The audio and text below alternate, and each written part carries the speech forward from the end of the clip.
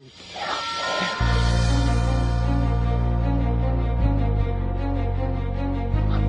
out, man. You can't handle the truth. You can't handle the truth. What do all men with power want? More power. And now, broadcasting live on GMN from an undisclosed location in the Arizona desert. Italian by birth, American by choice. Songwriter, poet, freedom activist, Luca with Love, Guns, and Freedom. All systems go. Don't tread on us. We're not afraid. This is Luca and you're listening to Love, Guns, and Freedom on K-Talks 1340 AM and on Guerrilla Media Network. Every show I try to bring you always a new example, first of all, of what can we do. What can we do to pretty much stop this global tyranny? What can we do to try to wake up our fellow humans? And if you're in America, your fellow American. But the problem is this is not just about America. This global tyranny, this new world order, is attacking us under different angles, from the food we eat and the genetically modified food that, GMO, and very well also with the water we drink, the vaccines, and also, of course, the air we breathe. In the past, I've been talking every time I can to try to bring awareness and facts and a very important guest regarding this global problem. It's called weather modification, geoengineering, or aka chemtrails. I had in the past Rosario Peterson, an expert in the matter, also with our state legislator, Arizona state legislator, Sonny Borelli, a few months ago, and we tried to bring facts. This is not a conspiracy. Already pretty much proven. We have proven through Rosario Peterson. And even Sonny Borelli started to understand that there are evidences. There is evidence. There are laws. There are treaty. There are, first of all, what you just can see with your own eyes. You don't need to be an expert. But this problem, as I said, this is not just something that belongs to America. It is a global problem. And there are other people, other human beings around the world. They're trying to do their part to try to expose this tyranny and these very evil acts against humanity. Today, I have the honor to have with me a fellow Italian. I call him a brother, even I never met him, because I know that this man is pretty much believes in the same things we believe, and more important, is putting his life at risk to bring this information. And he's been doing this for many years. His name is Rosario Marciano. Rosario, are you there? What you say? Hi, Gianluca. Very good, Rosario. Listen, parlerò in italiano e farò le traduzioni in inglese. I will speak in Italian with Rosario, but I need to do translation in English. So please, listeners, bear with me, and we'll try to do our best. First of all, Rosario, per favore, dici brevemente chi sei. Tell us who you are. Ok. Intanto grazie Gianluca per avermi invitato alla tua trasmissione. Thank you to be here. Thank you. Dunque io mi chiamo Rosario Marciano, come giustamente mi hai già presentato, e insieme a mio fratello Antonio ci occupiamo dal 2005 delle famose famigerate chemtrails, in italiano scie chimiche, o meglio ancora della geoingegneria clandestina. Perfect. Let me just say, okay, this is Rosario Marciano, him and his brother Antonio. Since 2005, they've been pretty much studying and try to expose this phenomenon called geoengineering, also chemtrails. Go ahead, Rosario, vai avanti. Bene, quindi abbiamo iniziato a occuparci di questo problema perché ci siamo resi conto, appunto, nel 2005 che qualcosa era cambiato nei nostri cieli, almeno per quanto riguardava la regione nella quale viviamo, cioè la Liguria in Italia. Ma ovviamente è chiaro che le operazioni in Italia erano già iniziate diversi anni prima. Noi, come dicevo, ne siamo venuti a conoscenza solo nel 2005. Okay, one second only. Rosario is saying, of course, he started to notice in 2005 in the area where he lives, in Liguria. Liguria, just to let you know, guys, it's an area north west of Italy, okay? And him and his brother started to notice that there is very irregularity in the sky, okay? But they realized also that this happened way before. Rosario, continua. Yes. Ovviamente abbiamo iniziato fin da subito a capire che ci occupavamo di un argomento assai scomodo, perché abbiamo visto che già dall'inizio si ricevevano attacchi veramente veementi e anche minacce fin dall'inizio. Abbiamo iniziato a cercare di diffondere una certa informazione, quindi abbiamo iniziato per conto nostro a fare delle ricerche sui forum, ma puntualmente venivamo bannati, mentre nel contempo venivamo attaccati da personaggi che, guarda caso, storicamente sono attivi da quell'epoca e sono attivi ancora oggi.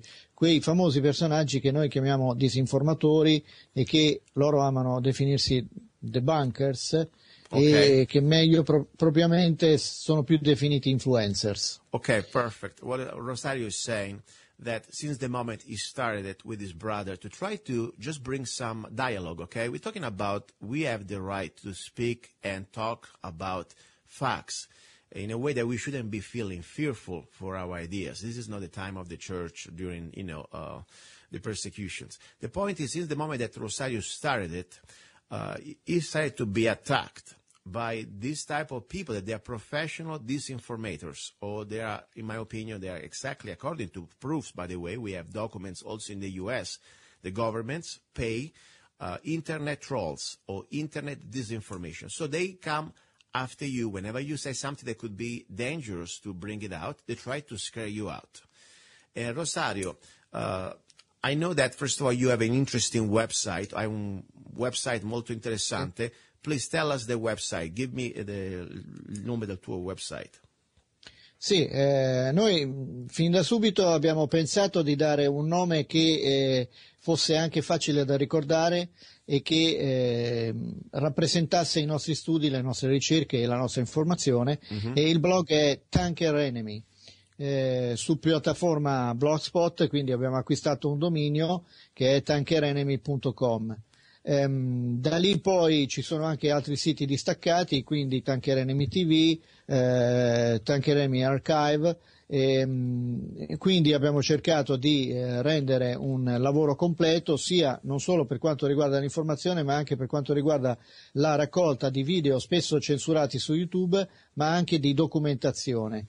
Quindi c'è una vasta documentazione sulla quale ogni ricercatore, ogni cittadino interessato alla questione può fare affidamento proprio dai nostri domini. Okay. What Rosario Marciano, by the way, if you're just listening, tuning in right now, no, this is not an accident. This is Luca Zanna. You're listening to Love, Guns and Freedom. And yes, we are in connection, Skype connection with Italy. And the gentleman on the other line of the ocean talking to us is Rosario Marciano. And I'm translating here pretty much what's going on. We're talking about weather modification, chemtrails. Rosario is an activist. He's been doing this since at least 2005, exposing weather modification and chemtrails in Italy and in Europe. Well, we were talking about, of course, that as he started to at least ask questions and bring evidences out there, facts about these global programs called weather modification, that, of course, is not just an Italian problem, it's also an American problem. He's been attacked by disinformation agents, and they're very, very dangerous because differently from America, in Italy, if you say something that could offend somebody else, they could sue you. Now, his website, something very important, is called tankerenemy.com. tankerenemy.com. TANKERENEMY.com. And I will post also the link on the website. Rosario, tell us, dici per favore, if we have to do now, let's say, a simple case, okay? Un caso semplice, in front of the opinion of the world, l'opinione del mondo, and for the new people, and for le nuove persone who are just listening to this, e che stanno ascoltando per la prima volta questa informazione, why we should believe that weather modification, chemtrails, whatever you want to call them, are real. Per qual motivo la gente dovrebbe credere che il fenomeno di questo weather modification, modificazione del tempo, se poi questo è solo l'obiettivo, chiamiamole anche chemtrails, è un fattore vero? In maniera semplice, fai il caso e io cercherò di portarlo al pubblico. Vai avanti, dici.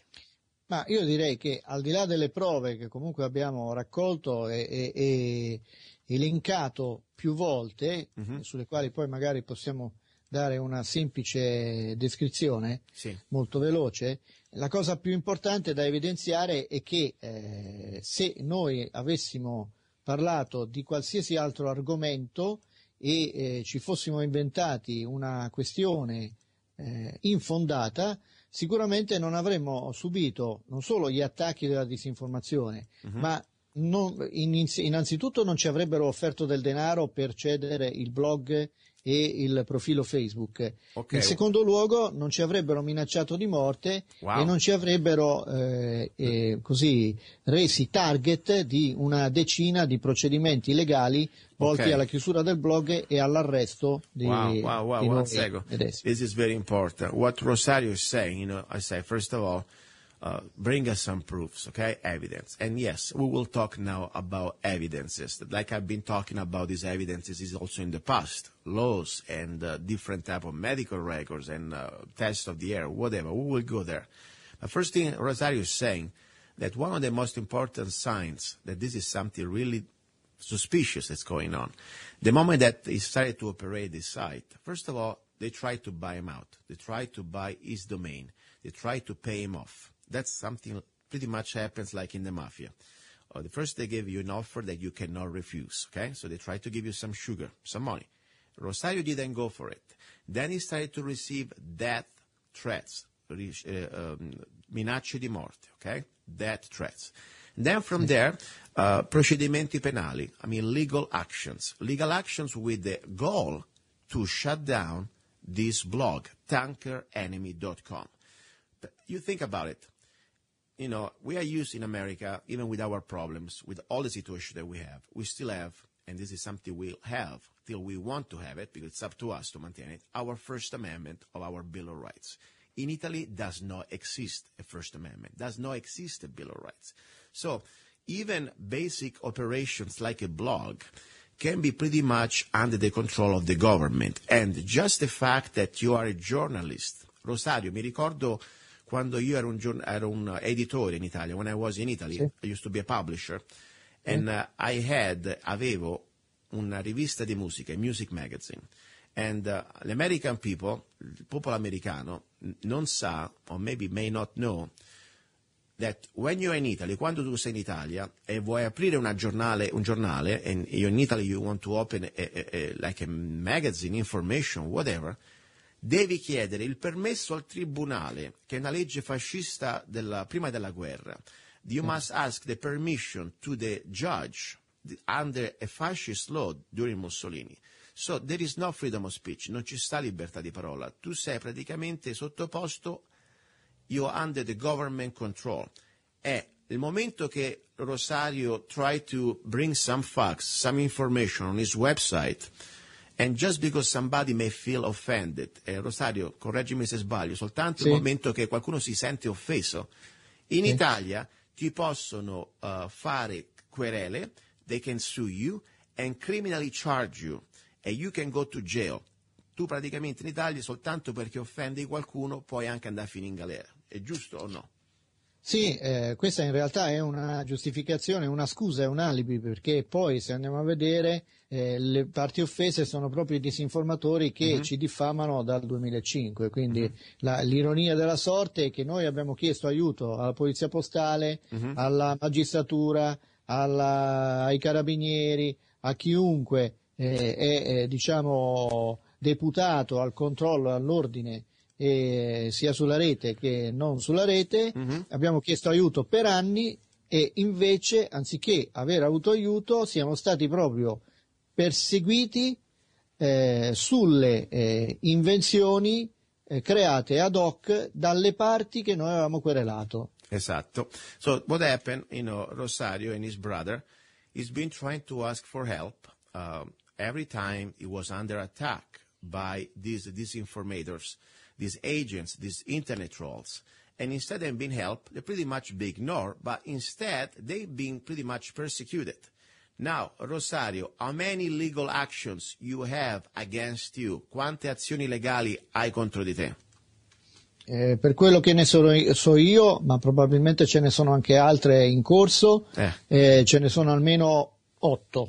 8? Sì, almeno 8. Il problema è che, al contrario di quello che dovrebbe essere la normativa, l'applicazione della normativa, queste indagini vengono svolte e si arriva al rinvio a giudizio senza che il sottoscritto venga perlomeno informato o sentito per avere far ottenere alla magistratura dei riscontri eventuali, ma anzi addirittura let me stop you one second.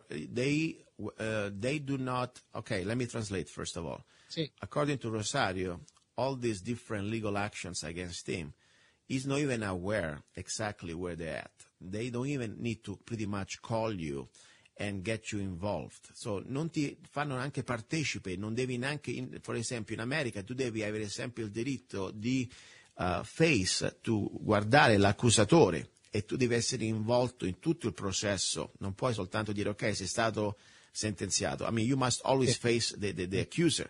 What's going on here? They don't even give you this right. You cannot even face the accuser. Non puoi guardare le accuse e gli accusatori?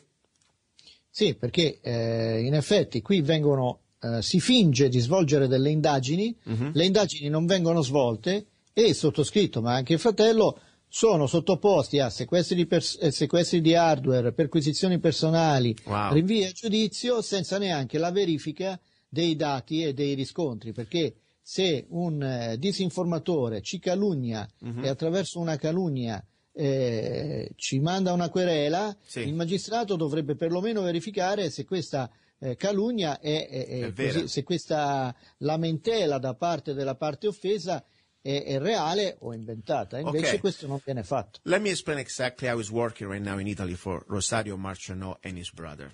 All you have to do is say to a police or to law enforcement, you press a querela, you press like this sort of charges, saying that there is something wrong with Mr. Rosario Marciano. Could be something that he offended you, that, as I said, there is no First Amendment. So if somebody offends you in Italy, you may go to jail, or at least you may be querelato, okay?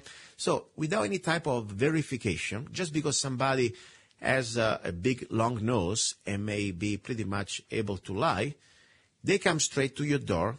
At least they're coming straight to Marciano doors, and the police have access to his computers, hardware, information, without even verifying that what this accuser is saying is true or not. So this is very, very dangerous. And one of the main points also I wanted to have Rosario here is to remind us exactly when we will lose our Bill of Rights, exactly what they're trying to do in America, we're going to be like the rest of the world, like in Europe, where pretty much you have no more the basic protections of your basic individual rights. Rosario, cosa mi dici è molto disturbante, non so se si dice in italiano, è molto, it's very disturbing. And, io sono consapevole, I'm very conscious, 18 years ago almost I left Italy and I remember, mi ricordo le cose com'erano, but now to see all these efforts, vedendo tutti questi, sforzi nel tentare, in trying to destroy you, nel cercare di distruggerti, mi fa capire quanto è importante, anche di più. I understand really how important this weather modification, chemtrails issue is. There is something that they don't want us to know. C'è qualcosa che non vogliono farci sapere.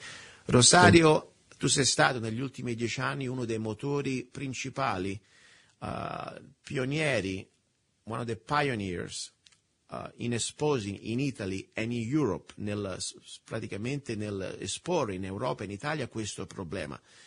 They want to create an example out of you. They want to make you pretty much an example. Vogliono fare un esempio. Now, solutions. Because, I believe that we must find solutions. At this point, a questo punto, anybody who's listening to this show in Italy, in Italia, or in America, and you understand and capite the dangers and the reality, la realtà, i pericoli of chemtrails, this is not something that Rosario alone can do. I mean, the Rosario is not Jesus Christ, ok? Rosario is a man. Rosario non è Gesù, è un uomo, ok? È così il suo fratello. Ora dobbiamo essere tutti noi, coloro che capiscono, all of us, everyone that understands this reality, we must be the next Rosario. Dobbiamo essere il prossimo, la persona come Rosario. Perché a questo punto, at this point, there is no more way they can put us all in jail. Of course, I'm in America, for me it's a little easier. Rosario, sono qui in America e posso ancora dire cose che in Italia non potrei dire, I understand that. Okay? Ma in Italia, in Italy, ragazzi, everybody is listening. Don't just say, Rosario, great job, and give him a little bit of a pat on his shoulder. I mean, Rosario, ragazzi, adesso non potete più dire bravo Rosario e dategli una pacca sulla spalla. È il momento che ognuno di voi, this is the moment that every one of you who understand what's going on, stand up and speak up. È il momento che ognuno di voi si alza e non ha più paura e parla ad alta voce. Perché questo è il nostro diritto di essere umani, prima di ogni altra cosa. Non siamo schiavi, anche se ci vogliono far pensare che siamo schiavi. It's our human right, and we are not their slaves. E questo è il momento che noi sconfiggeremo. Now, Rosario, question, domanda. Sì. Questi disinformatori, these internet trolls, do you have any proofs that, sì. Hai alcuna prova che lavorano per il governo o lavoravano per il governo, that they were working for the government, sì. or they're still working for the government? Hai prove? Guarda, io non ho indizi ma ho prove del fatto che buona parte di questi soggetti che operano, come ti dicevo, sino dal 2005, ma poi anche altri che si sono aggiunti, sì. lavorano per il governo, perlomeno lavorano per lo Stato. So che ci sono dei collegamenti con il Ministero dell'Interno, con il Ministero di Grazia e Giustizia, wow. e addirittura con la Presidenza del Consiglio dei Ministri. Wow. Wow. Allora, Rosario is saying that he has proofs that most of these people that they are working, I mean, they are trying to accuse Rosario and they are pressing charges against Rosario and they are trying to shut down tankerenemy.com. They are all related, or they worked, or they are still working for different branches of the Italian government. This is something very disturbing. This is what they do. This is the operation of false flags they do against our own people. And this is not even a false flag. This is just pure intimidation. Okay? Questa è intimidazione pura. Now, question. I need to break the Italian law right now. Rosario, scusami, ma devo rompere la legge italiana subito, perché altrimenti mi sento male. Allora, I would like to vorrei ricordare al nostro ascoltatore americano, to our American listener, che se tu offendi il Presidente della Repubblica Italiana, if you offend the Italian President, in this case Mr. Giorgio Napoletano, in questo caso il signor egregio Giorgio Napoletano, according to the 287, la legge 287, la legge penale del codice penale 287, correggimi se sbaglio, sicuramente lo sai meglio di me, possiamo praticamente rischiare 5 anni di galera. We can risk 5 years in jail. Correct, Rosario? È corretto, sì, è così. So Rosario confirms. Now, Rosario, you don't have to say anything. Tu non devi dire nulla, questo so io. Allora, myself, io, Gianluca Zanna, ho un messaggio, I have a message for Mr. Napoletano, per il signor Napoletano, presidente italiano. Allora, I have to comply with some FCC laws. Sono alcune leggi della broadcasting. Questo show also goes on the radio, so I cannot say, non posso dire, Rosario, bad words like I would like to say all the way, but I can try to mitigate a little bit and still be breaking the law, okay? So, Rosario, non posso dire tutte le parole che vorrei dire al presidente Napoletano perché questo show va sulla radio, ok? E abbiamo delle leggi per la radio, però posso dire, signor Napoletano, lei è il pupazzo del nuovo ordine mondiale. Praticamente è un pezzo di fece. Non posso dire altre parole, però fece, in America non lo capisco, lei è un pezzo of fishes. Is a technical word. perché lei non è un presidente del popolo, you are not the president for the people, ma tu sei il presidente dei banchieri internazionali, you are the president of international bankers. E praticamente te ne puoi andare a quel paese e ti puoi prendere quella, you can take that long stick, that pretty much where there is the flag, and put it in your butt, e mettetelo nel tuo sedere. Spero che ho rotto la legge abbastanza, ok? Mi chiamo Gianluca Zanna, my name is Luca Zanna, Mr. President Napoletano, e le manderò, rispetto, I will send you, this MP3 to your office. Spero, ti manderò questo praticamente MP3 al tuo ufficio con una bella cartolina dall'Arizona, with a big greeting cards from Arizona, ok? Un bacione, big kiss, Presidente Napoletano. Ok, we are not your slave, non siamo il tuo schiavo, questo è il concetto. Rosario, first of all, tell us about your documentary. You've done an incredible documentary about chemtrails in Europe. Hai fatto un documentario eccezionale su questo fenomeno delle scie chimiche. Tell us the name, dimci il nome, where we can get it, dove lo possiamo fare. Allora, il documentario in italiano è Scie chimiche e la guerra segreta, in inglese è Chemtrails, The Secret War. È reperibile sulla rete perché è fair use, quindi può essere scaricato facilmente attraverso diversi link e anche dalla nostra pagina ufficiale che è su tankerenemy.eu. E in questo documentario di quasi 60 minuti si descrive in maniera molto così esaustiva ma veloce la questione scie chimiche, partendo dalle motivazioni tecniche ed arrivando poi a tutti gli altri aspetti che coprono la questione. Okay. A questo documentario poi seguirà un libro nel quale si espanderanno i vari argomenti. Okay, this is very important, okay? If Rosario, we ask to make a case how to prove that chemtrails are real. Over the phone right now, of course, with my translating, I'm already bad in English, putting all together is going to be kind of difficult to put all the points. But anyone is curious, and more important is doubting, and he wants to have proofs. Ognuno di voi che vuole avere prove di questo chemtrails, Rosario Marciano e il suo fratello and his brother produced this incredible documentary on YouTube that is also free. I mean, think about it. It's free. You don't even have to pay for it. And it's called, for the English audience, Chemtrails Secret War. Chemtrails Secret War. Go to YouTube and Google it. I will post also this video on today's show on the website, lovegunsfreedom.com, and I will post it on today's show. And it's going to be there permanently. Now, after you watch this information, you will see all the evidence why the weather modification is here in America, it's in Europe, it's real, and also you have more questions. And also you will important to understand that people like Rosario Marciano, they're risking their lives, especially in Europe, and their finances, e state rischiando also la vostra vita, le vostre finanze, per portarvi, to bring this information to you. Now, after you watch this documentary, okay, dopo che guardi questo documentario, and if you find out, and if you believe, se praticamente voi credete che queste cose sono vere, what you should do, in my humble opinion, instead and say, okay, great, now I'm informed.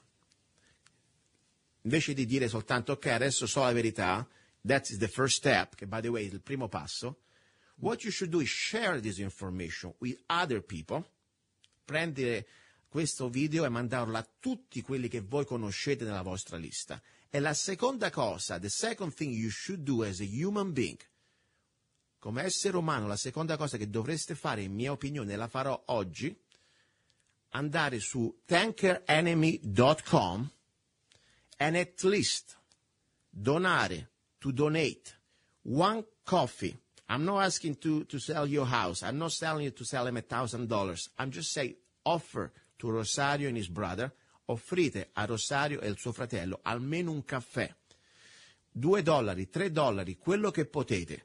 Se ognuno di noi, if every one of us would do that, We would stop these bastards. Noi fermeremo questi bastardi criminali perché we will show that we are uniting together. Rosario may be the person putting this video together. Tu sei la persona che hai fatto questo video, ma noi siamo qui per supportarti. We are here to support you. So stop just going around, crying, taking photos. That's great. That's fine. But after we understand this is true, you watch this documentary, I beg you. Go to Chemtrails Secret War. You will, on YouTube, put there Chemtrails Secret War by Rosario Marciano. Watch this one. Find out this information is true. Do your verifications. Share it with everybody. Then don't be a cheap bastard. Don't be selfish.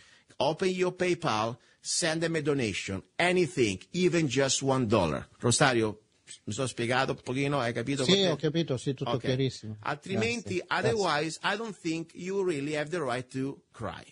Because this is a great tool.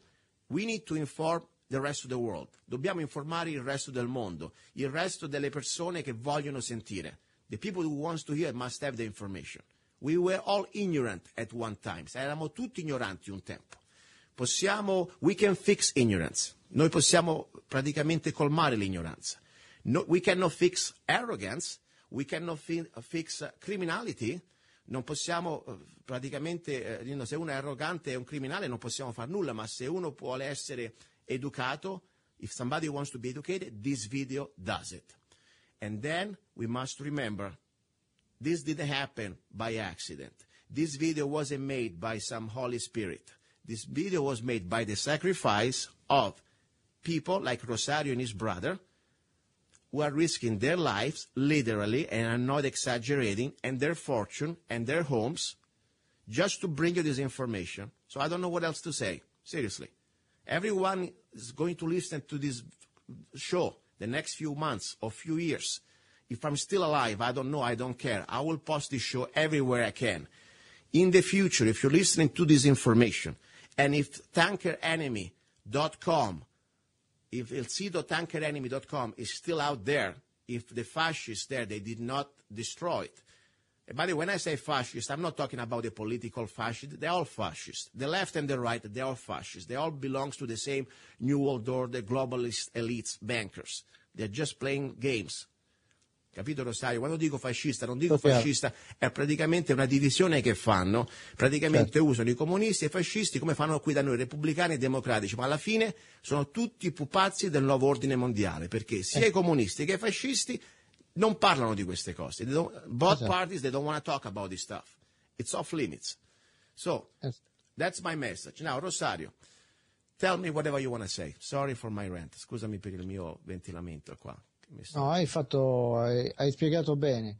La cosa, io intanto ti ringrazio perché comunque non è da tutti capire qual è il fulcro della questione, cioè in realtà noi stiamo subendo questi attacchi perché l'unico obiettivo è quello, visto che le minacce, l'offerta di soldi e tutto il resto, gli incidenti e via dicendo non sono serviti, usare la magistratura è il miglior modo per farci fuori, perché comunque ci faranno fuori. Stop, Rosario, aspetta, I need to translate so I understand. First, Rosario is saying, they try everything. They try to bring him down, first of all, buying him out. Then they're trying to bring him down with death threats. Rosario is not going down. Guess what? Now they're going with magistratura, with the legal system. Don't forget, even if you are innocent, and Rosario, in my humble opinion, is more than innocent. All he's doing is bringing facts on a blog, okay? You may not agree or not. This is still his opinion, supposed to be at least. In America, like in Italy, if you have to defend yourself, se ti devi difendere, ti possono dissanguare. They can bleed you out. Because they have all the money of the world. It's called the government, our money. Hanno tutti i soldi nostri. But us, as poor slaves, come schiavi, dobbiamo difenderci con i nostri soldi. We must use our own resources just to pay for a lawyer. So that's the very dangerous thing. That's why I'm saying, please support Rosario Marciano and his brother on PayPal. Go ahead, Rosario, continua. Sì, giusto quello che hai detto. Io volevo fare una sorta di denuncia, così voglio dire. Go ahead. E cioè, Noi siamo, intanto devo ringraziare tutte le persone comuni che ci hanno aiutato in questi mesi, in questi ultimi mesi, ma anche in questi anni. Ma voglio accusare quelle parti politiche che vorrebbero dare l'idea di essere per la giustizia, per la libertà e tutte queste altre cose. Queste parti politiche che sono bene al corrente delle vicissitudini che stiamo affrontando, hanno visionato il documentario e via discorrendo, ma sono spariti pur avendo ricevuto la documentazione necessaria. Okay, let me tell you. Okay. Rosario is saying, of course, he wants to pretty much report the fact that there is a lot of people that they've been pretty much ignoring all this. And there are some new political party that after even watching and visioning and going through all the information that Rosario's been bringing, they're still pretty much ignoring this. Praticamente Rosario ha i partiti politici, i nuovi politici che hanno visto questa informazione e praticamente ti ignorano, giusto? Sì, sì. Perché? Why you think that? Because the same problem we have in America, by the way. I have politicians o politici che ho fatto vedere questa informazione, hanno detto, oh, e poi spariscono. Cosa pensi? Sì. Why you think they do that? Ma sono semplicemente dei vigliacchi opportunisti che mirano solo a mantenere il culo sulla poltrona. Okay, but you think that there are also some secret words, behind the doors, warnings? Non pensi che ci sono anche tipo dei discorsi che praticamente fanno, non so se for national security or some other crap, like, hey, you can talk about this. What do you think? Ma sai, tutti rischiamo, sicuramente rischia di più un comune cittadino che non ha nessun potere in mano e nessuna difesa, piuttosto che un politico che dovrebbe avere delle garanzie. Don't get me wrong, I don't condone this, non condono questa loro cavardizia, come si dice in italiano, questa loro ignorare il problema. Sì, certo. Because the only point is I'm still thinking there must be a huge conspiracy here, because I'm telling you, ti dico Rosario, sì. Ho conosciuto tanti politici, I've been talking with several politicians, sì. And they all watch the information, and before they go in contact with their superiors, sì. They say, oh my God, this is happening, oh my God, then they come back, then poi tornano, like the movie, il film dei body hatchers, like the zombies, the aliens, took over the brain. Seriously, like I don't remember. Non mi ricordo. I think I was wrong. Sì. Okay, this is something. Sì, ma questo è ovviamente comprensibile, perché trattando di questi argomenti è un tabù, chi tocca muore, lo sappiamo. Ma anche da un punto di vista delle vicissitudini. Ora, la cosa importante è che per fortuna nostra e per sfortuna dei nostri avversari, i migliori difensori, avvocati difensori di noi stessi siamo noi, mio fratello ed io, che siamo preparati per quanto riguarda le leggi e siamo preparati anche per quanto riguarda le indagini. Per cui tutto il lavoro che sarebbe teoricamente impegno di un avvocato in realtà poi viene fatto da noi, è stato fatto da noi, e questo è fondamentale. Guai se non fosse stato così, Rosario, perché comunque Rosario, anche i politici che Rosario, hanno avuto la possibilità non ci hanno dato una mano. One second, Rosario. Let me translate. By the way, listeners, American listeners, I apologize a little bit. I'm trying to bring this information, and it's a little hard to translate at the same time in English and Italian, but I hope you understand what we're doing here. We have on the air Rosario Marciano from Italy, of the website tankerenemy.com. We're talking about chemtrails and the persecution in Italy for his ideas, for his opinion. Just because he's saying, by the way, he's bringing facts. This is not even an opinion. We're talking about evidences and laws and legislations and proofs. Still, in Italy, you can go to jail just because of your ideas. And he has now at least eight legal actions against him, all from people who they are working or they've been working for the Italian government. Just because he's talking about chemtrails on his blog. This is serious. So Rosario is defending himself with his brother. He's doing pretty much the lawyer job. But something that we must understand, It still costs money. And we have a situation, politicians, like here, even in Italy, pretty much, they don't want to talk about this. Why? I can just give you my, maybe, theory. But the reality is that we are pretty much on our own. We are the answer to expose these evil acts. Rosario, in the music business, in the artistic world, nel mondo del cinema o del film o della musica, del mondo dell'arte, who is open? Chi è aperto a parlare e esporre questi problemi? Io mi ricordo che c'era un cantante che mi piaceva molto quando ero in Italia. I remember there was a singer that it was when I was in Italy. Pelù. Besides any other names that they are not afraid to speak up about chemtrails in Italy? Ci sono stati diversi artisti dopo Piero Pelù che hanno cercato così in maniera molto volenterosa di affrontare la questione, ma sono stati subito distrutti dalla stampa nazionale che è serva del regime. Yes. Per cui questo è un argomento, come ti ho detto, scomodo e in tanti hanno paura di affrontarlo, per cui grazie anche a Piero Pelù, se ne è parlato negli anni passati, grazie anche ad altri artisti, anche ultima in ordine di tempo come si chiama? Romina Power. Wow, Romina Power. Let me explain. Anche lei. Let me explain. Però appunto sono comete. Rosario, let me explain. There have been some artists like Piero Pelù, by the way, was what was the name of the band? I'm sorry, it's 18 years ago, I forgot. The band that used to play Pelù. Remember his band? There was il nome del gruppo di Pelù. Qual era? Litfiba. Litfiba was the band was called Litfiba. When I was in Italy, I really liked it. It was a very good rock band. Piero Pelù has been kind of the pioneer in exposing chemtrails. The problem is new artists, they're trying to do the same.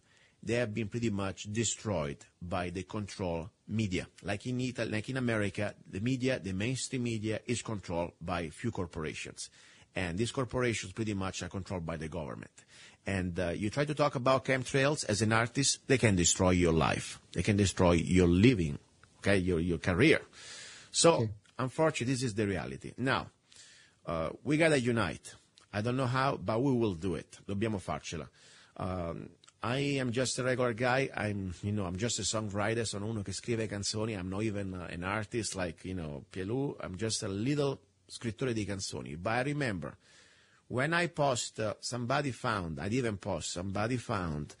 un giornaletto, some Italian weblog about my chemtrails. They found my chemtrail songs, and I started to get attacks after attacks on that chemtrail songs. My gosh, like I wrote some sort of a satanic verse, and I realized that I was touching exactly the same thing you're touching. Quando hanno trovato la mia canzone Chemtrails su YouTube, c'è stato un gruppo di professionisti dell'attack, praticamente subito. Come like vultures, they find you. I mean, after all, it's just a little song. You may not like it or not. They are professional in trying to bring you down. Now, you can use my song, Rosario. Tu puoi usare la mia canzone. I already told you before. Te l'ho detto prima. If you wanna put it on your site, and people, you wanna do a compilation o do a CD o vuoi fare un video nel tuo prossimo documentario che sia, usala with my blessing. Ti do il mio benedizione, and i profitti, the profits that you can use to download the song from your website, o se la vuoi fare attraverso metterla in un video, o vuoi fare una compilation, you can use it, and I hope people can give you some donations for that. Grazie, noi avevamo un'idea del genere, realizzare un CD con tanti pezzi che sono dedicati alle scie chimiche, alle chemtrails, e quindi adesso cerchiamo di raccogliere dei brani di buona qualità audio, e penso magari qualcosa si farà. Perfect. Intanto grazie. Rosario is trying to put together a compilation on CD to support his efforts, to support also his legal battles, where they can get all different songs from different artists that they can donate the song for this compilation, and Rosario try to sell the CD, and hopefully he can get some money, because guys, to fight these devils, we need more than just, pat on our shoulders and, yeah, go, great job. No, we need also cash. That's what we need to pay lawyers. That's what we need to defend ourselves. That's what we need to also keep is living together. This guy is putting hours and hours and hours of his life the last 10 years. Okay, and somebody still needs to pay the rent and pay food, okay? So that's what we're asking, please. So, by the way, Rosario, I just donated, economy stuff here. Obama is killing us, but I donated €10 to you, to Tanker Enemy right now. Grazie. And Grazie. I hope everybody's listening to the show. I don't want to repeat this too many times. Go to YouTube, Chemtrails, Secret War, watch Rosario Marciano and his brother. Incredible documentary, by the way, great quality, grandissima qualità. I like very much even la qualità che ha fatto Rosario del video, l'audio, Grazie. definizione alta, is great. Translated in English, subtitles in English, it's easy to understand. Le prove sono lì, you got the proofs, watch it, share it at least with 10 people, again, go to tankerenemy.com and buy Rosario a freaking coffee, okay? Please. Now, I need to break the law one more time. First of all, Rosario, I wanted to ask you one thing. Why you think they're doing this to us? Perché pensi, and this is your opinion, perché pensi, secondo la tua opinione naturalmente, stanno facendo questi chemtrails a noi, come in tutto il mondo? Perché? Perché non soltanto in Italia, non soltanto in America? Perché lo stanno facendo? What is the reasoning? Why is the excuse, in your opinion? Intanto la cosa importante è che ormai le operazioni sono in mano alle compagnie civili e per questo, al contrario di come era qualche anno fa, le operazioni sono mondializzate. Okay, let me explain. Now, Rosario said, first of all, differently from a few years ago, these operations, they are now also in the hands of civilian corporations. Before were just under the military. Go ahead. Sì, quindi oltre a questo la motivazione principale, poi ci sono anche altri disegni intorno, altri interessi, ma sono cose di companatico, diciamo così. L'obiettivo principale è l'ottimizzazione dei sistemi radar satellitari, perché oggi con l'indebolimento della ionosfera causato dalla diminuzione dell'attività solare e quindi dalla necessità di dover usare tecnologie in banda KA, è necessario simulare la ionosfera in strati di atmosfera più bassi e per far questo si disseminano metalli pesanti e non elettroconduttivi. Okay, so just to give you the short version, this is also for some military purposes, to try pretty much to map the planet with radar, new technology of radars. And by the way, this is something pretty scientific, simple to understand, but translated in English can be more difficult. Watch the documentary Chemtrails Secret War. Rosario, I want to say thank you, ti voglio dire grazie, and a te e al tuo fratello, to you and your brother. Voglio dire a tutti i fratelli italiani e sorelle, they are united, all the Italian brothers and sisters, che siamo uniti. We are united in this cause for freedom. We are here uniti per questa causa della libertà e dei nostri diritti, of our rights of human beings. Okay? Che non siamo delle mucche da sperimentare. We are not cows that they can experiment on us, whatever they want. We need to unite, put our things, sometimes we have little differences of idea on other topics, but unite on this one. I don't care if you like that politician or the other one, or if you think you're right or you're left or center, it doesn't matter. We all breathe the same air. So your son and daughters, okay? Tutti respiriamo la stessa aria. Uniamoci come esseri umani e esponiamo questi delinquenti. Let's expose these criminals. I want to dedicate to you this song, Chemtrails. I will play it for you, and please stay in touch. Stiamo in contatto, and let me know, tell us about any type of development with your legal nightmares, con i tuoi incubi di legislatura. Tiaci informati, ok? Grazie Gianluca. Ok, un abbraccio Rosario, ciao. Thank you very much. Ciao. Questo è Rosario Marciano. This was Rosario Marciano from Italy. Sorry, I tried to translate in English. I mean, why talking in Italian? Kind of a mess, but I hope I got the point straight. The topic was activism, everywhere around the world, we are here united to expose these crimes against humanity. And Rosario Marciano and his brother has been doing this since at least 2005, okay? And talking about chemtrails in Italy can put you in jail. His blog is under attack. He has at least 8 legal actions against him just because of his First Amendment, okay? Government agents are pretty much suing him. This is serious. Please, say again, watch his documentary, Chemtrails Secret War, on YouTube before they put it down, because they could also put it down. In Italy, they can do that. There is no First Amendment. Appreciate what we have in America. Till we have it, use it. And then, after you watch this one, please go to tankerenemy.com. And there is a little bottom there. Donate. Donate $1. Anything you can. Now, I'll play for you Chemtrails, music and lyrics by myself, Gianluca Zanna. This is not a conspiracy.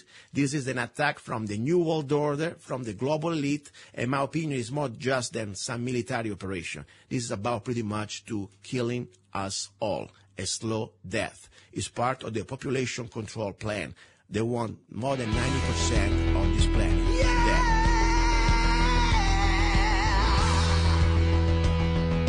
One, two, three, four. Suffocation. Extermination, intoxication, tribulation, human rights violation, and devastation. Chemtrails, chemtrails, we will prevail. Chemtrails, chemtrails, we will prevail.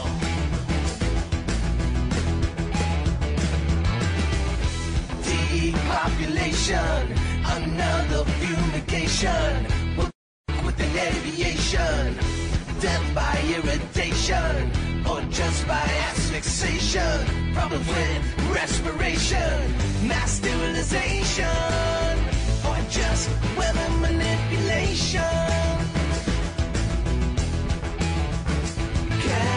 Chemtrails, chemtrails, we will prevail. Hey, have you looked at the sky? They're stealing our lives. There's death in the air. I'm not crazy, I swear. Hey, have you looked at the sky? They're stealing our lives. There's death in the air. I'm not crazy, I swear. Google chemtrails. Don't be afraid of the truth. Test your blood for barium and aluminum. Chemtrails, we will prevail.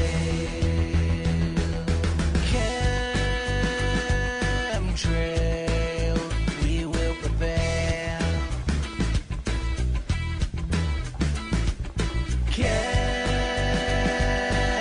Chemtrails, we will prevail. Yeah! Hey, have you looked at the sky? They're stealing our lives. There's death in the air. I'm not crazy, I swear. Hey, have you looked at the sky? They're stealing our lives. There's death in the air. I'm not crazy, I swear.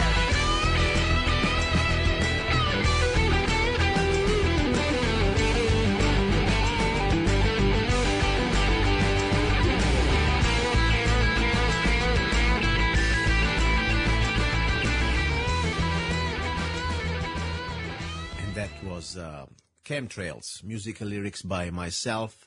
And this is the first hour. You listen to the first hour of Love, Guns, and Freedom with Luca Zanna on K-Talks 1340 AM and on Guerrilla Media Network. Don't forget also to go to my website where you can listen to the show and also to the archives, www.lovegunsfreedom.com. Incredible guest today from Italy. Sorry sometimes, between my English and also my translation in Italian, done the best I could, but I hope the message was clear. Try to watch the documentary of Rosario Marciano and his brother and document yourself. learn, don't trust me, learn, do your own researches and learn about weather modification, aka chemtrails. Remember, in Mojave County years ago, a few decades ago, there was a group of people that they were making fun probably at the time, and years later, unfortunately, many of them, most of them, died of cancer. These are the downwinders, okay? When there were these experiments, nuclear experiments, in the desert here, just north of Kingman, the federal government was experimenting with nukes. And people, they were trying to warn. They were trying to say the same things we are trying to say now with the chemtrails. And they were laughing. And years later, yeah, they were right. But when you're right and you're already dead, what does it really make any difference?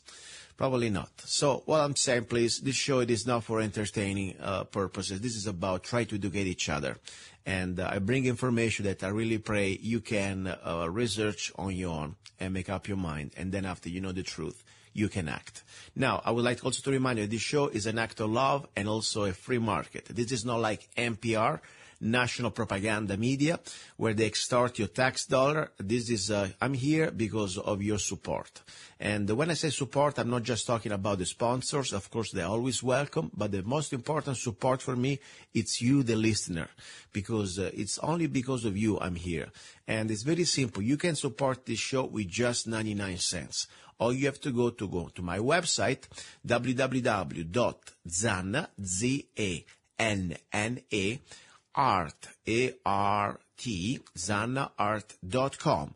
And you can download any of my songs for just 99 cents. I have more than 100 songs that I publish and wrote and produced since I came to America. Just downloading any of my songs for just 99 cents, you will support the show and keep it free, independent, and I can say pretty much everything I believe is right and is true. That's the most important thing. So thank you very much. Don't go away.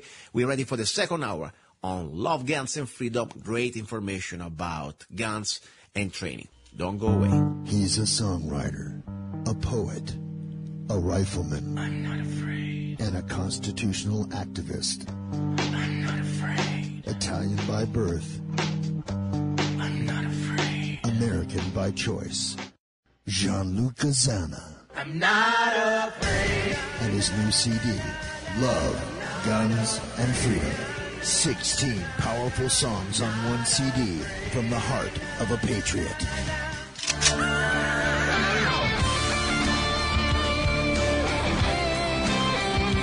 For download or to order the CD, go to www.lovegunsfreedom.com. That's www.lovegunsfreedom.com. Lyrics for your mind, music for your heart. Gianluca Zanna's new CD, Love, Guns, and Freedom.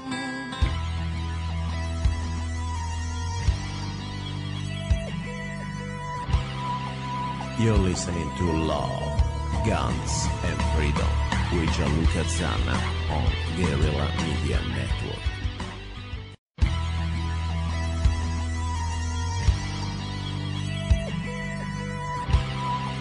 You're listening to Love, Guns, and Freedom with Gianluca Zanna on Guerrilla Media Network.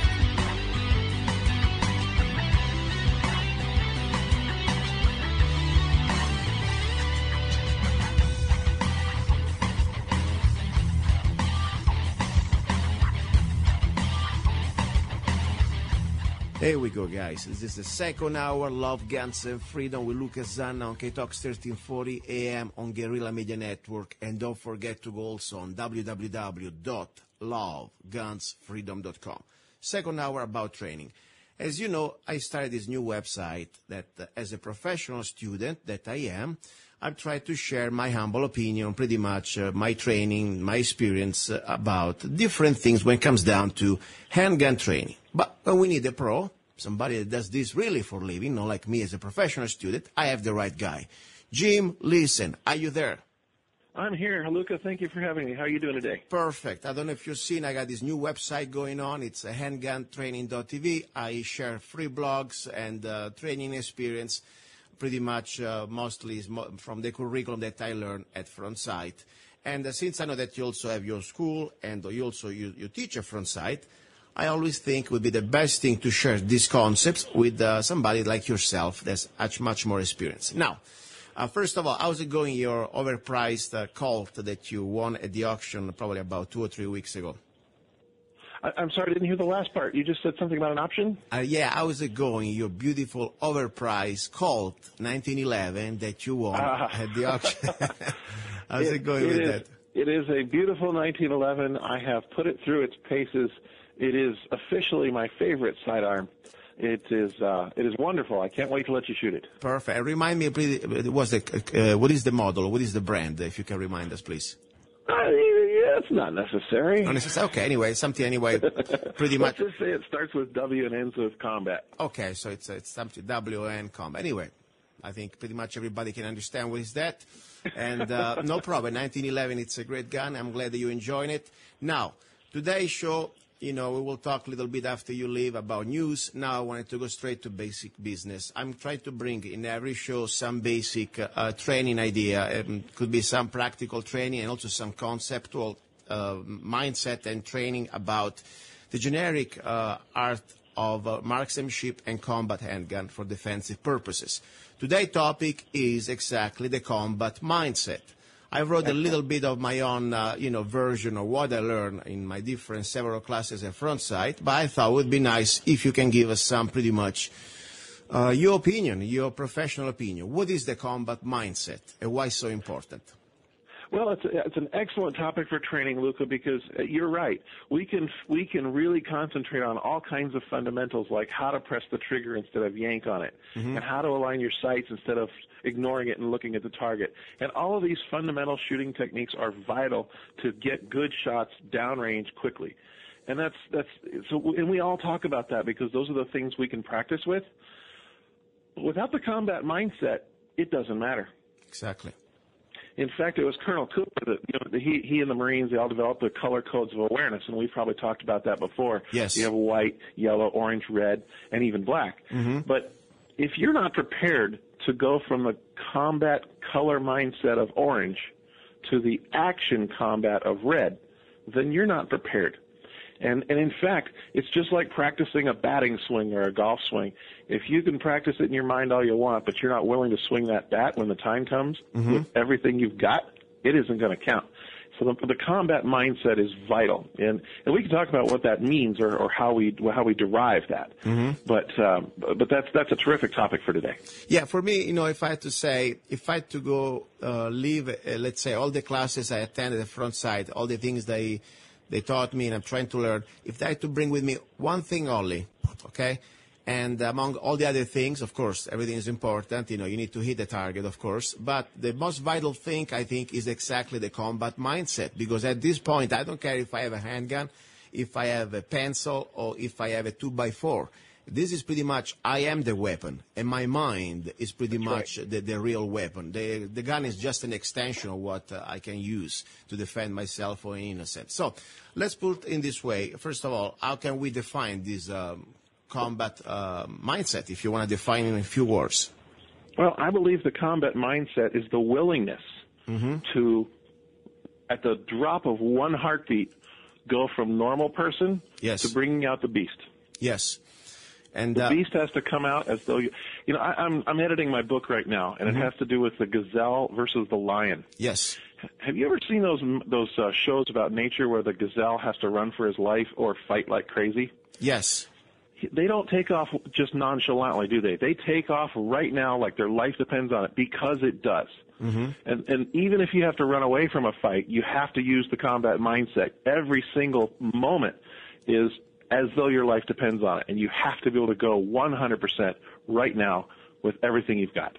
Exactly. I remember the movie from John Wayne. It was The Shootist, 1976, and that was before even I got really into guns training. There was a phrase in this movie. John Wayne was kind of already old. I think it's one of the oldest movie. The last movie that he did.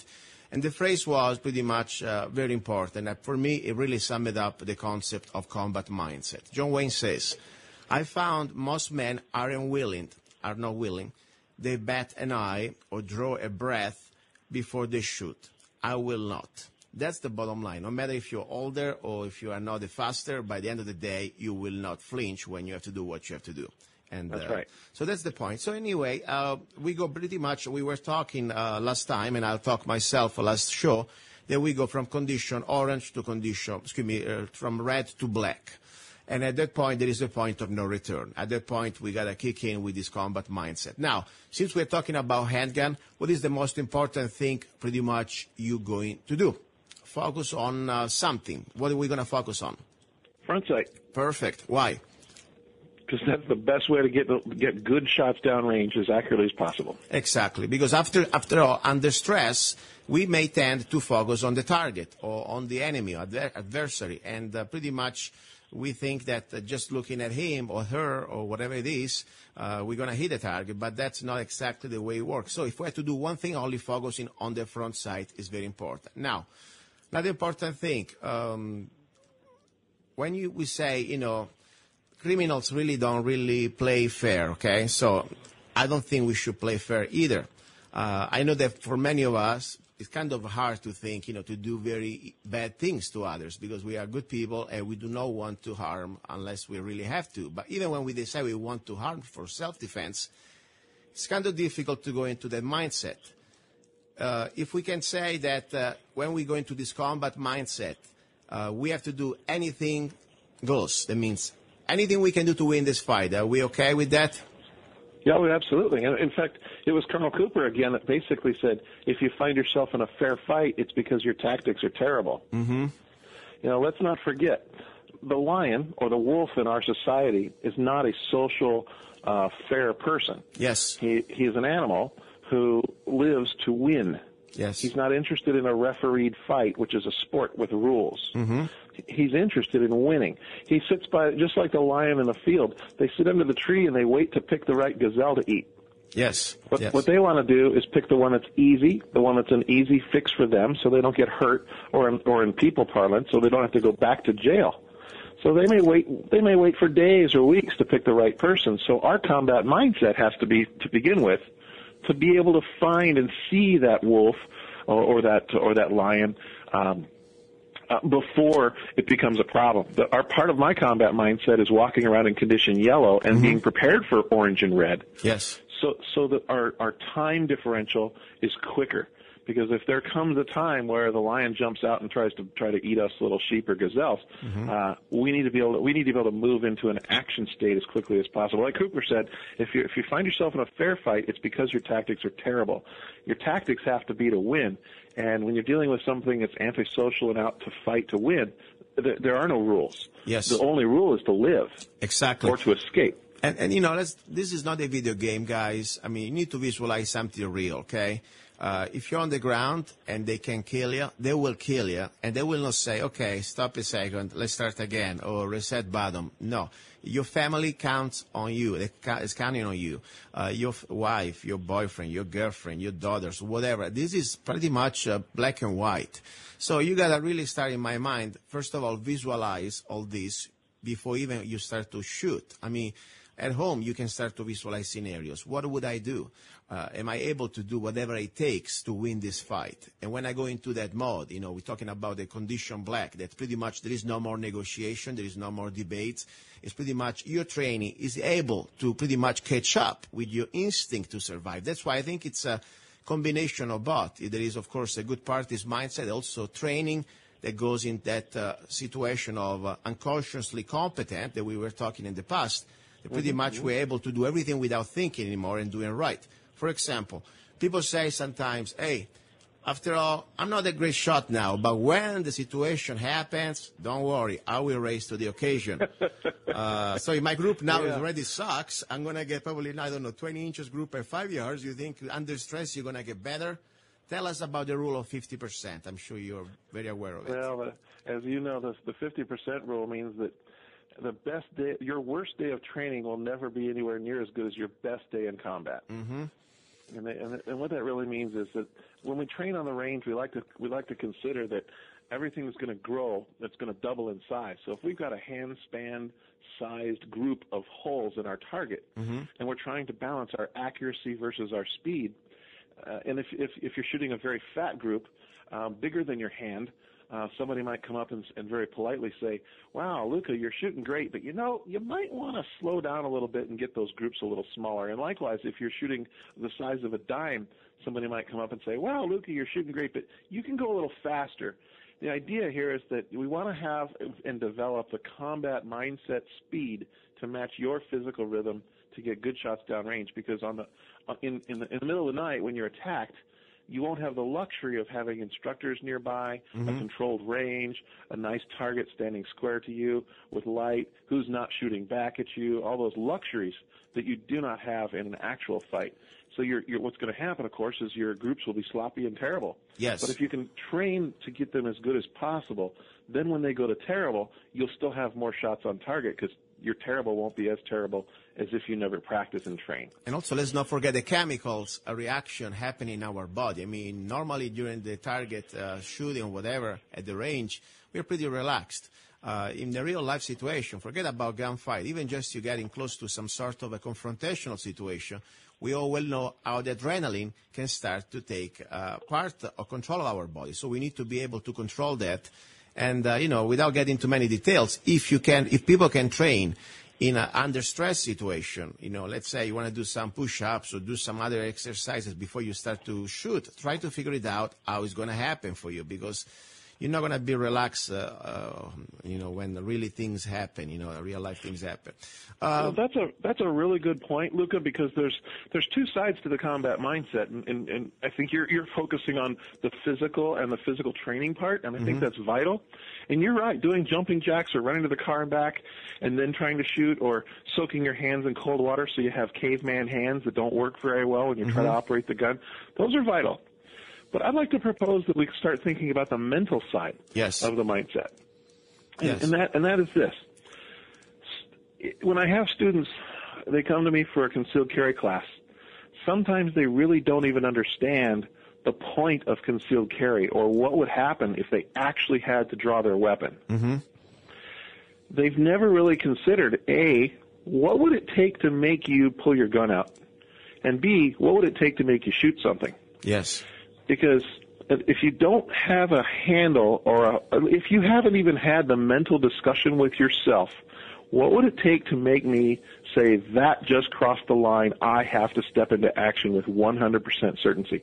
And if you've not had that discussion, you will not be in condition red, working and being in action.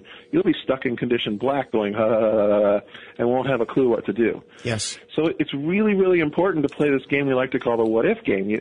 You walk around the street and you say, wow, what would happen if somebody jumped out from behind that dumpster right this moment? What would I do? What would my tactics be? At what point would I feel so threatened that if I didn't do something right now, I feel like I might die? What would it take to make me step into full action? Exactly. When is exactly that line in the sand that you're going to drag? I mean, you want to pretty much be ready for that. When they're going to cross the line in the sand, you will be able pretty much to decide. And that's why it's very important, visualization, because otherwise we are not prepared. If we are thinking, and it is very important, this is not like a paranoid game, this is real life. Since we carry a gun and we have this opportunity and also this responsibility, we should start to think really. That's pretty much. Go ahead, please. Well, I was going to add on to that. You're absolutely right. And here's the thing: this question and the answer is different for everyone, and it's different all the time. For example, I have a niece. Her name is Delaney. She's about 105 pounds, 5'2", dripping wet. Real cute girl. She's about 23 years old.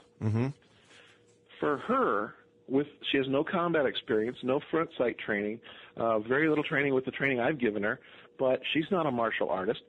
What would her line in the sand be compared to, say, yours or mine, someone who's spent time thinking about this, had time to take training? And likewise, what if you and I were 20 or 30 years down the road? Yes. We wouldn't be physically capable of doing the things we can do now, much less the things we could do when we're 21. So these things change over time, and even the time of day. It's hard to say the line in the sand is finite, but we have to exercise this on a regular basis, and here's why. And you just nailed it right on the head when you said paranoid. If we walk around the world asking ourselves, what if this, what if that, we'll start to develop common sense answers that will change our behavior out on the street. And we won't be actively paranoid. we'll just be walking around safer. Now, let me give you an example. Let's say, for example, you start learning to walk down the street, and you start saying, I'm not going to walk this close to the wall anymore, because when I come to the corner of the building, the bad guy might grab me and mug me. Mm-hmm. So you're going to instinctively start to walk out in the middle of the sidewalk where you've got more distance and more time to save yourself, or the bad guy would just choose someone else. Instead of actively thinking of walking in the middle of the sidewalk from now on, after a while you're just going to start walking that way naturally. Yes. And you're going to start walking with your head up naturally without thinking about it. And when you walk out a door, you're going to start looking left and right. So you're already going to be practicing avoidance techniques that the bad guys don't want to mess with. Yes. Because you're sending the vibe of being an active participant and being actively aware. We're in condition yellow, so we pretty much give them... And you're demonstrating that. Yes. As you do this, you start to do it without thought. And you become consciously aware of being competent. Yes. And just to let you know, guys, you're listening to Love, Guns, and Freedom with Luca Zanna, special guest, Jim Liesen from Lake Havasu. Jim, you have a website, you have a school in Havasu. Give us briefly the information, please. I do. Thank you, Luca. And I treat all of Western Arizona the same. If you need me to come up there, I'll be glad to. But I'm based here in Lake Havasu City, Arizona, and you can find me at apexarmsaz.com. Mm-hmm. You can find me on Facebook or the web, and please feel free to call anytime if you have any questions. Perfect. And if we can sum it up, we want to avoid a fight whenever we can. But if we are forced into a fight and your life or the life of the loved ones are in danger, we will be the one to end that fight. We didn't start it, but we will end it, no matter what, whatever it takes.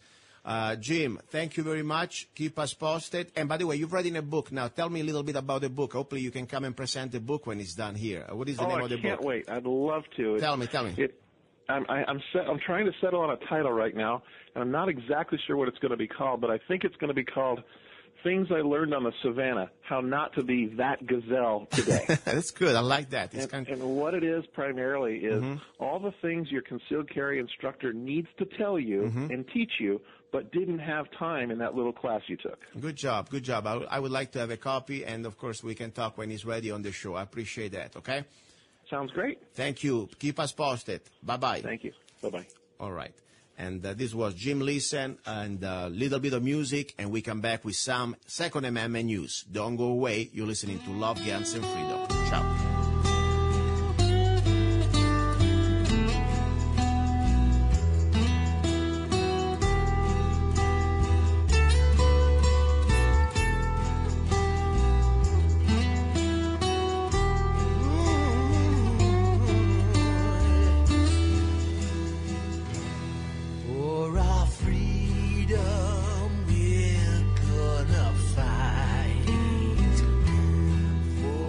Country.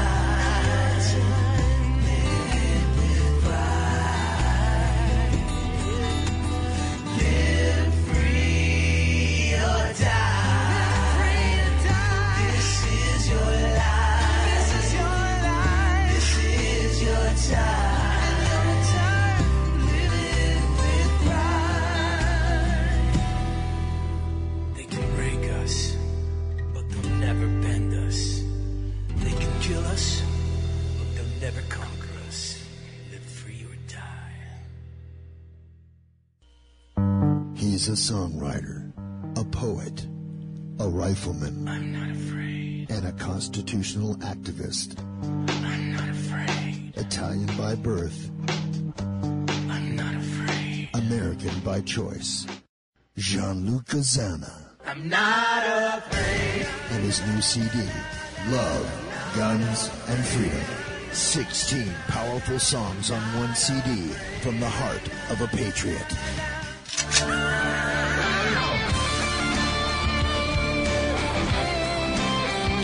For download or to order the CD, go to www.lovegunsfreedom.com. That's www.lovegunsfreedom.com. Lyrics for your mind, music for your heart. Gianluca Zanna's new CD, Love, Guns, and Freedom. Here we are. We are back. This is Luca Zanna. You're listening to Love, Guns, and Freedom. Second hour, it's all about guns. And that was the song called Live Free or Die from the CD Wake Up America that I produced and wrote exactly in 2005. I produced that CD as some sort of a commemoration, honoring my naturalization of citizenship. When I became a naturalized American, I produced the CD. Incredible CD. There are like probably 21 tracks, and that's one of the tracks. You can find that CD on Amazon, on iTunes, pretty much everywhere on the internet. Just put Wake Up America, Gianluca Zanna, and the best way to get it is from my website, www.zanna.us, ZANNA.us. You can also download the song individually, Live Free or Die, for just 99 cents. As I said many times, why I tell you this? Because this is a show pretty much that it's about free market, okay? We're here, I'm here because of your help. It's called offering, exchanging services. Try to give you information, try to give you everything I can, and in change, of course, this is a cost. This is also as a part of life. I'm not afraid to say, everything costs. When you go to the shop, you buy a sandwich. They're not going to give it to you for free. And the beautiful thing, this show, it's free. You can get it, you can enjoy it. At the same time, you can also support it. And differently from other type of broadcasting, like national NPR, national propaganda radio, that pretty much uses the government extortion, the force of the government to extort your money through the tax dollar. They get billions of dollars every year. This show is pretty much free. And it's free because it's you. You can support it. All you have to do is just download a song, get a song, or support our sponsors, of course. Now, back to business. This is the second hour. We had an incredible information with Jim Liesen. I really enjoy his conversation. We talk about tactics, and also this is part of what we were talking before.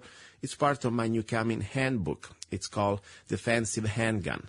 And as I said many times, I am just an humble professional student, okay? I don't do for living like teaching to others because I have other things to do.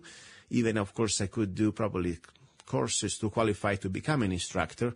I think I have the type of knowledge, but the point is my job is to share my information as an act of love. As a professional student, I commit myself to try always to learn new things and share them with you. Now, this is about news now. This hour that we have, the final part of the hour, it's about news. We've been fighting, we've been winning, sometimes we've been losing, but the point that we always stand up. We never give up. Now, there is some hope on some issue. Let's start with the good news. For example, there is a new bill, this is directly from the Senate, U.S. Senate, that could make gun permits like driver licenses. What do you think about that? I think it's very reasonable. It is, first of all, it's a right. It is not about being reasonable, but I think like if you can have a driver license from Arizona and you can drive in California, I should have a gun permit in Arizona and I should be able to carry my gun anywhere in the 50 states. Okay? That's pretty much common sense. Anyway, so this is Senator John Cornyn, a Republican from Texas, introduced a bill last week that would essentially allow gun owners to carry concealed weapons around the country. Hallelujah, okay? Seriously, I can't wait. And not because I want to go to other states, honestly. Before I really go to California, I need to take probably a couple of Valium pills. But if I have to go, at least I don't feel like a complete disarmed sheep. Okay? Anyway, called the Constitutional Concealed Carry Reciprocity Act of 2015, The proposed law would treat state-issue concealed carry permits like driver license. As simple as that. I think this is really good. For example, if you can legally drive in New York, that I would never go anyway, even if you pay me, you can also legally drive in California. Even there, I try to go less is possible. Under the same logic, Cornyn bill would allow people with concealed carry permits granted in one state to keep their guns handy in other states that also let people carry concealed weapons.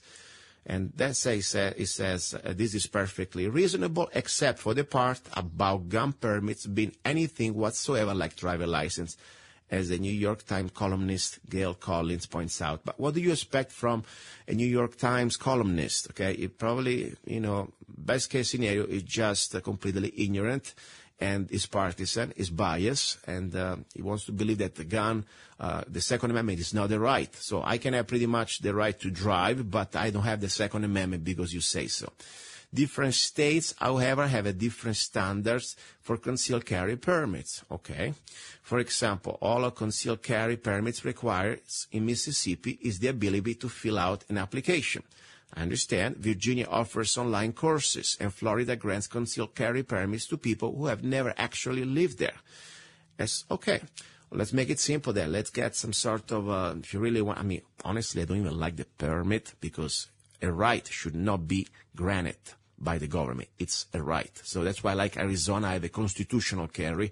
I don't need to ask any permit, even though I decided by my choice to have a concealed carry permit because it gives you some extra advantages, okay?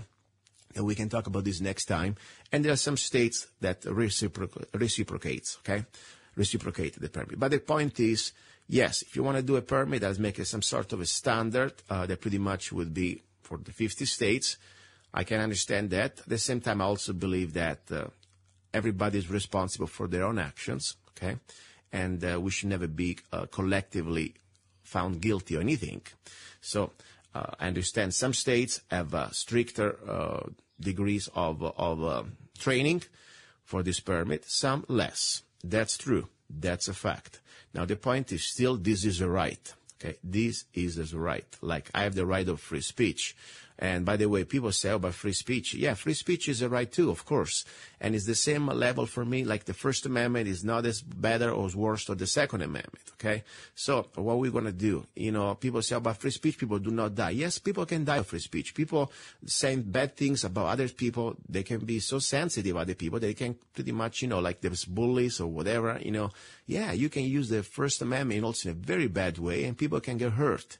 It's a different type of hurting, of course. So we want to put a permit also on the First Amendment. Would you like to do some tests? The point is, yes, maybe we should find a form that is a little bit standard to every state without getting crazy in any direction, have a basic standard, and we should be able to go on all 50 states. In my opinion, if you want to really know what I think about it, the only concealed permit that a law-abiding citizen needs, woman or man, doesn't matter, regardless color, gender, religion, we are all Americans, and when you're a law-abiding American, that's all it matters.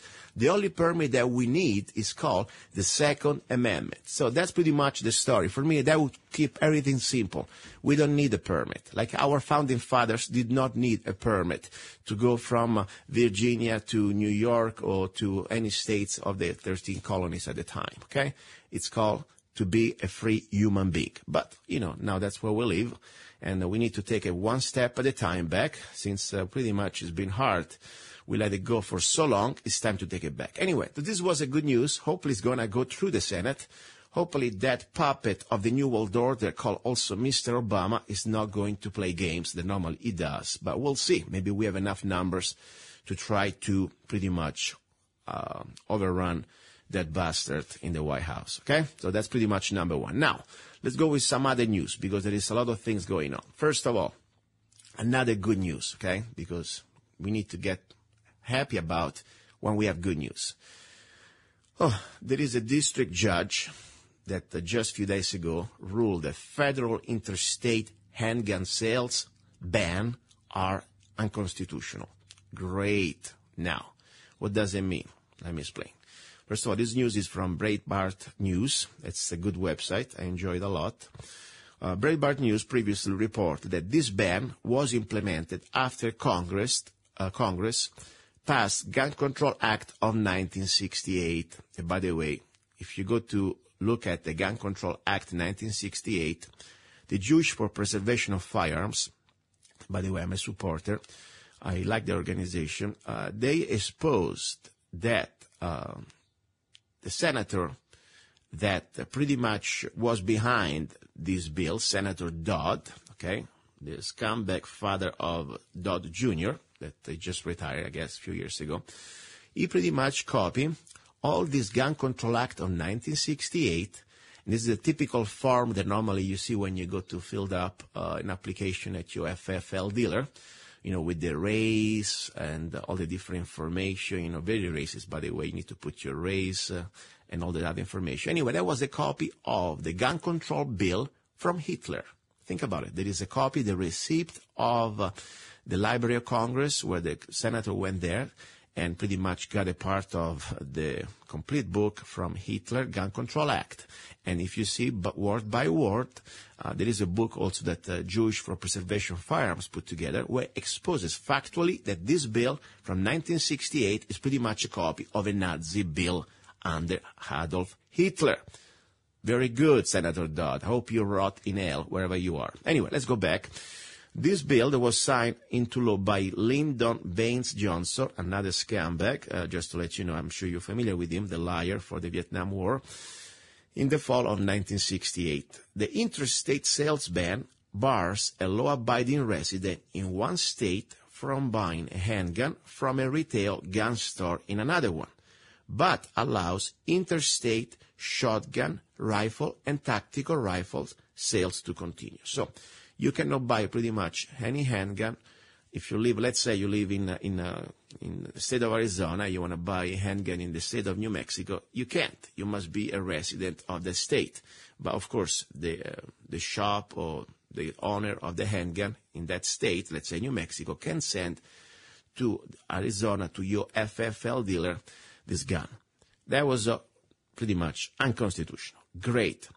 According to the Firearms Policy Coalition, the ruling was the result of Frederick Russell Mance at Eric Holder, Beto Jones, which was backed by the Citizen Committee of the Right to Keep and Bear Arms. Anyway, Judge Connor ruled that the ban on interstate handgun sales violated the Second Amendment and the Fifth Amendment's due process clause.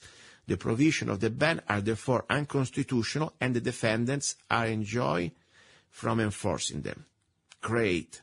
So, let's see. Eric Holder, now, he can go really to, I can say this on the radio, he can go to take a hike, okay? Because he was behind and he lost. So anyway, guys, this is a good news, and we must be happy because, this is a struggle. We didn't lose our freedom overnight. It took time. And years. We've been silently, falling asleep and boiling slowly. Guess what? It's time to take it back. It's going to take a little time, but we're going to take it back. Now, let's go back to some news. This time they're not really good news. These are pretty much bad news because it's so bad, in my opinion, that shows how much arrogance. Now, not just people like Obama, they think that they are the new kings. They can pretty much rewrite laws when they're supposed not even write laws because they're supposed just to enforce them. But now we have bureaucrats, low-level bureaucrats like the ATF or BATFE. Pretty much they think they are little gods, our little lords. No. So the BATFE to ban common AR-15 ammo. Okay, everybody knows the AR-15. Normally shoots 223 or 5.56, pretty much almost the same. By the way, it's a very underpowered, cartridge, in my opinion. Normally you got 55 or 62 grains. It's okay on flash. If you get a good hit, people die, don't get me wrong, okay?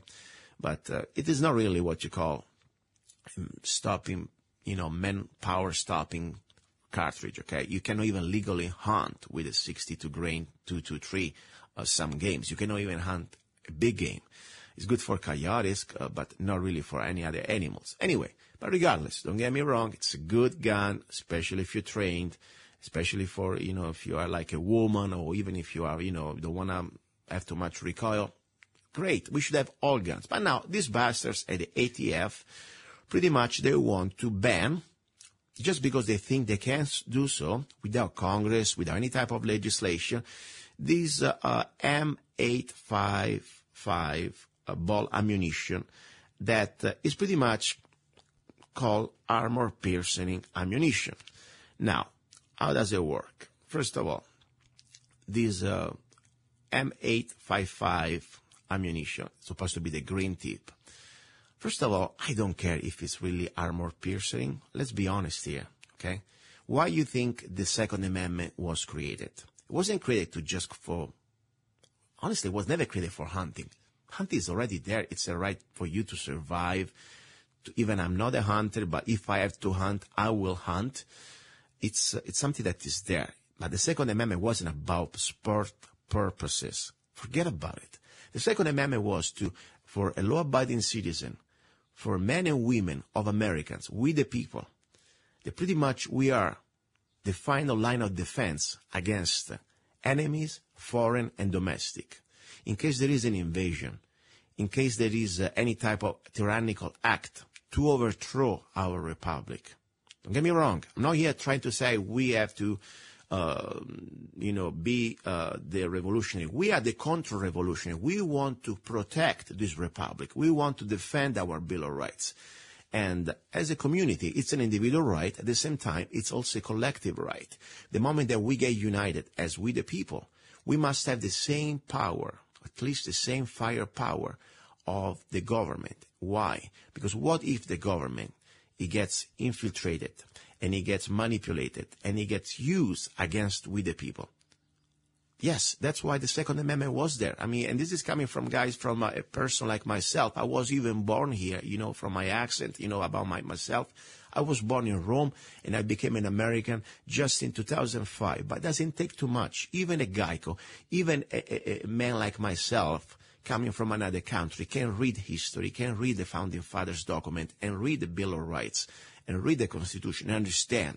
The Second Amendment, you read in all the different type of letters from all our Founding Fathers, was never about sporting purposes. It was about to defend us against a tyrannical government, in case we had one.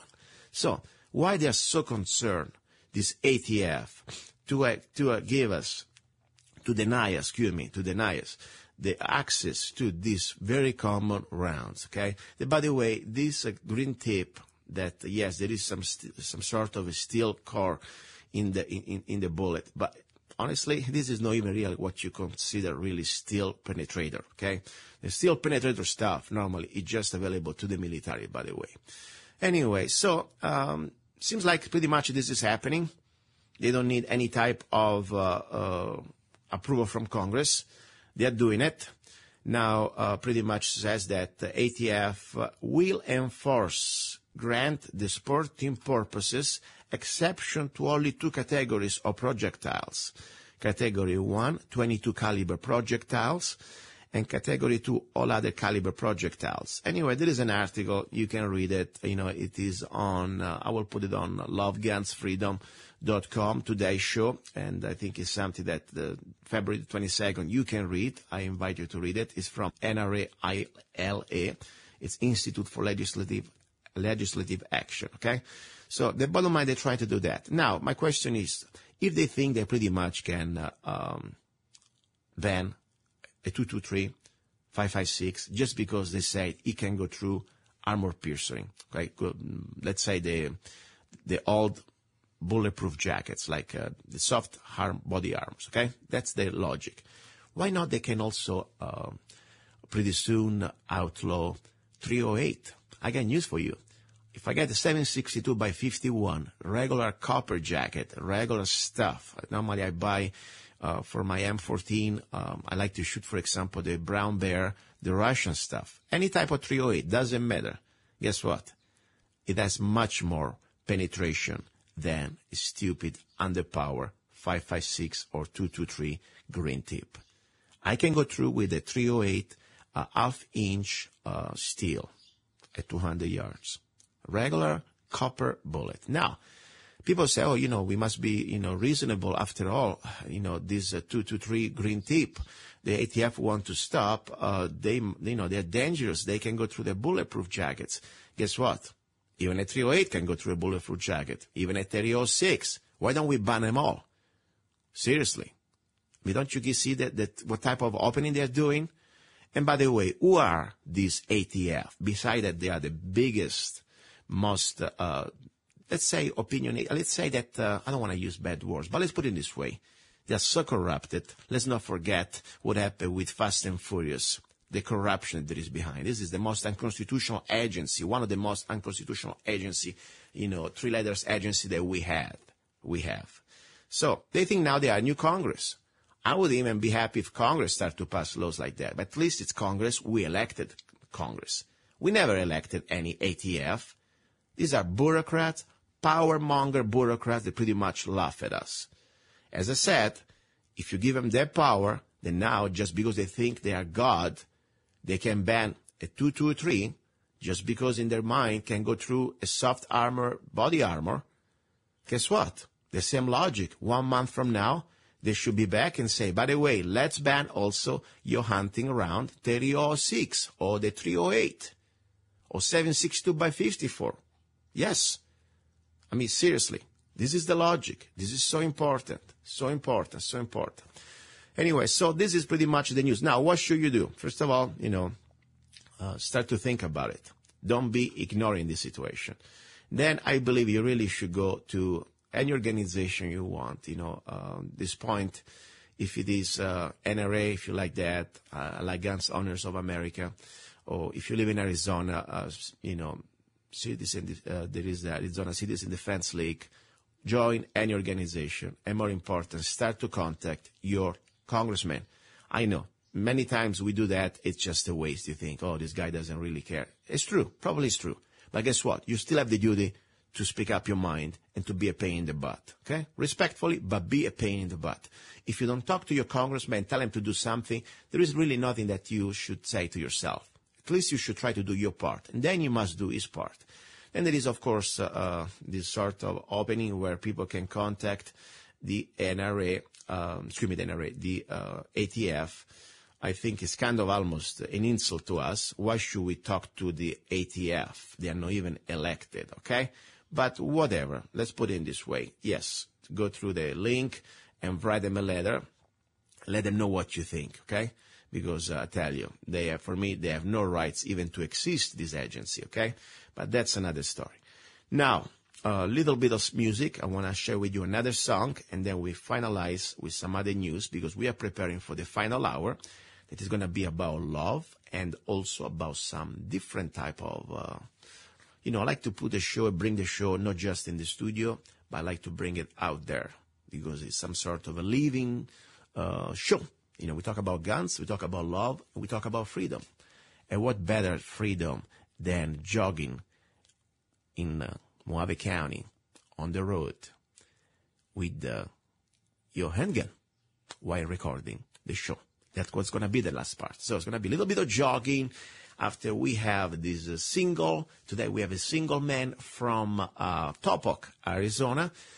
Is a freedom-loving single that is looking for a special lady. At the same time, after that one, I will go with a little bit of training in a different way. It's going to be about jogging and jogging in the desert. Not really in the desert, but in Golden Valley on the road while I'm doing my show, recording while I'm jogging. And I'm jogging, of course, I always jog at least with my handgun. I never stay with my handgun. So don't go away. Little bit of music and talk to you soon. If you love wealth better than liberty, the tranquility of servitude than the animated contest of freedom, go from us in peace. We ask not your counsels or arms. Crouch down and lick the hands which feed you. May your chains sit lightly upon you, and may posterity forget that you were our countrymen. The line in the sand, we know the time is coming. The line in the sand, are you going to watch while we're fighting? The line the sand. Just tell me now where you're going to stand. How much more you gonna take it? How much more you gonna fake it? Now you decide what you'll do when they come. They'll come for you.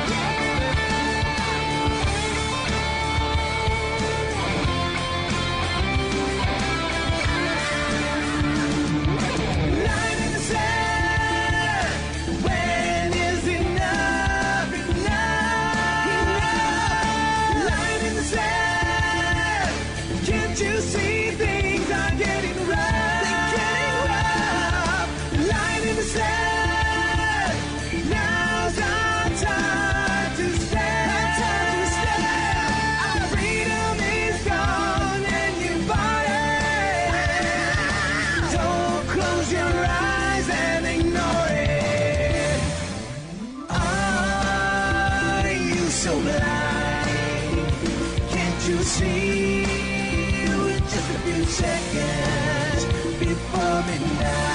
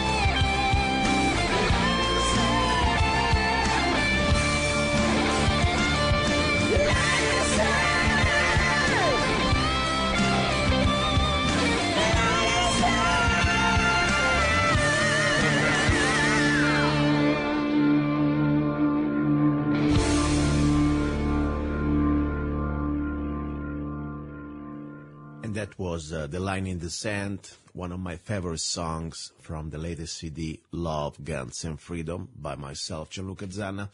Anyway, this is the second hour of Love, Guns, and Freedom, K-Talks 1340 AM and on Guerrilla Media Network. Don't forget, you can also listen to the show in the archives, also on my website, www.lovegunsfreedom.com. Before we close the second hour, and we move to the final hour of the show, I would like to just freshen up another interesting news. This is from Arizona, our state of Arizona.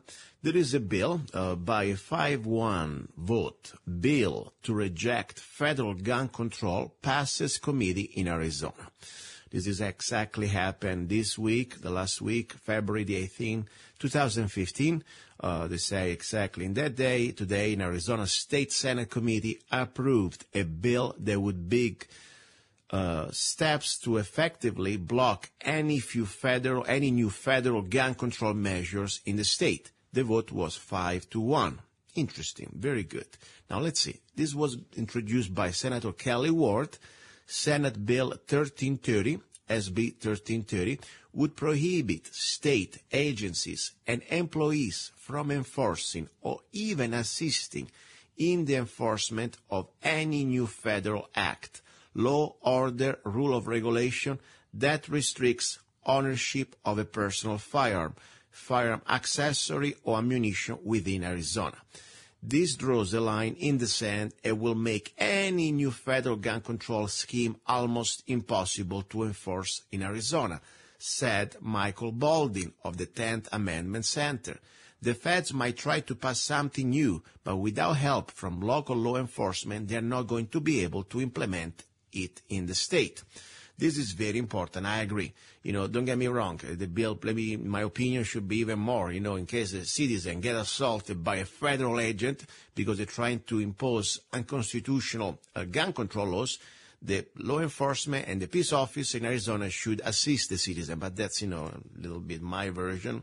But, after all, let's start to look at the good things. There is an attempt from our state legislation that recognizes, first of all, more important, our rights, and is trying to do, first of all, do not comply with unconstitutional ruling or whatever you want to say, executive orders or even constitutional laws coming from D.C., District of Criminals. So this is very important. Now, let's read again. Continue. This draws a line. This is from the article, by the way. I'm reading it. That is exactly shall not be infringed. It's very good, shallnot.org, a very good website. And this draws a line in the sand that will make any new federal gun control almost impossible. Great. Now, SB 1330 is similar to a bill that was signed into law in Idaho last year. Excellent. I like to see more states, especially in the western part of America, standing up. I wish everywhere. And was passed by the Montana House this month. It was received support from Gun Owners of America, the Constitutional Sheriffs and Peace Officer Association, and Arizona Citizen Defense League, the state's preeminent pro-gun lobby. Arizona Citizen Defense League, they are great. And I'm a life member, by the way. I'm proud of it. Anyway, this language puts the bill in harmony with the recently amended Article 2, Section 3 of the Arizona Constitution, also known as Proposition 122, which voters approved last fall to enshrine a process to refuse state cooperation with unconstitutional federal acts in the state constitution. This is great. Don't get me wrong. It is always something. We can write all the laws we want in the state, but at the end of the day, good men and good women must enforce them. Good men and good women must stand up and sometimes even risk their lives. So, but this is a good step. It's a very good step. I believe at least, we have a state that we recognize our state rights and the Bill of Rights, of course. Now, at the hearing, Rick Dalton of CSPOA, that is pretty much Constitutional Sheriffs and Peace Officer Association, a retired 20-year veteran of the Mesa Police Department, spoke in support of the bill. Good. He's a good peace officer, and we support good peace officers who believe and stand up and uphold the Constitution.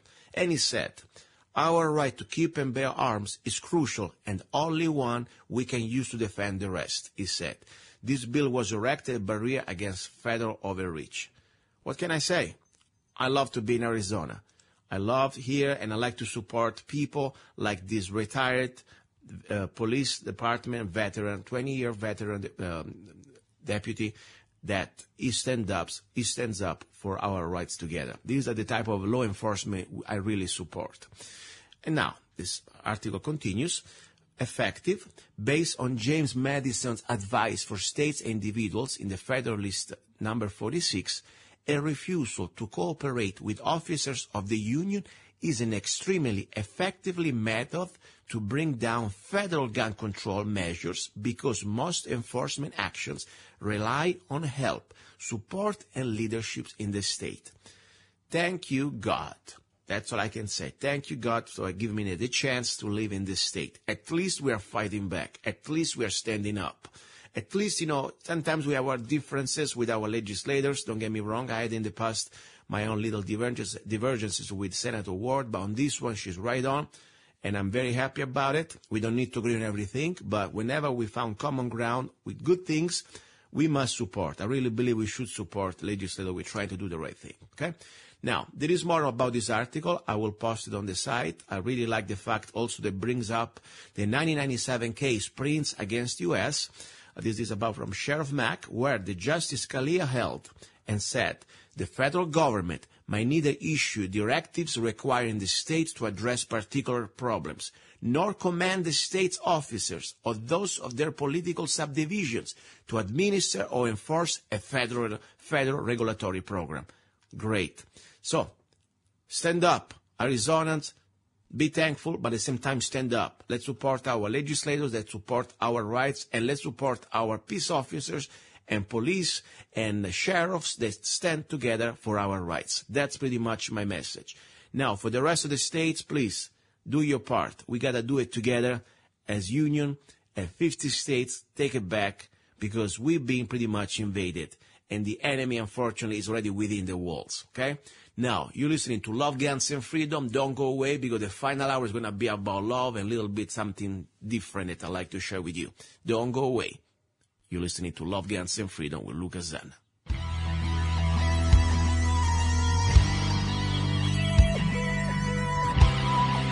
You're listening to Love, Guns, and Freedom with Gianluca Zanna on Guerrilla Media Network.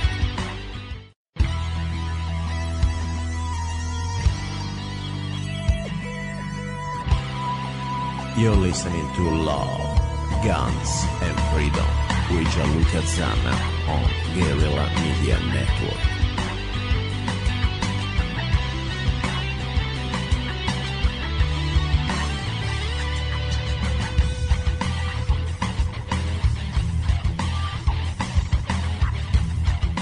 Here we are. You're listening to Love, Guns, and Freedom with Luca Zanna on K-Talks 1340 AM and on Guerrilla Media Network. This is the final hour, the hour of love, the love hour. And, of course, I will also bring some news and different type of things that they're very important. But at the same time, you know, we need to talk about love. I've been doing many times, several times, the segment about the freedom lovers. And I would like to remind you that there is a beautiful website out there. It's the first free dating site and also social network community for people who believe in freedom. It's called freedomlovers.us, and it's completely free. You can upload your photo, your profile, videos, blogs, and post everything you want, even selling stuff. They're an area for free classifieds. And what it's about is for freedom-loving people. Means that we don't need to agree on everything, but we know one thing we have in common. We respect each other, and we believe in freedom, and we have individual rights. That's the most important thing. So I invite you to go to freedomlovers.us. Meanwhile, today, I would like to go back to the fun segment. I really enjoy doing this, where I introduce on the air singles that they believe in freedom, and they like things that normally we may like. You know, sometimes we have some basic things we may like in this freedom-loving community. And I don't say that we need to agree on everything, but we have a lot of things in common. And today we have a guy. It's a guy. He's a local guy. He's in Mojave County. And I've been in touch already with him a few times. Also, he's a Facebook friend. And he's an interesting guy, by the way. He's kind of a funny guy. Neil, are you there? Yes, I'm here. How are you, Neil?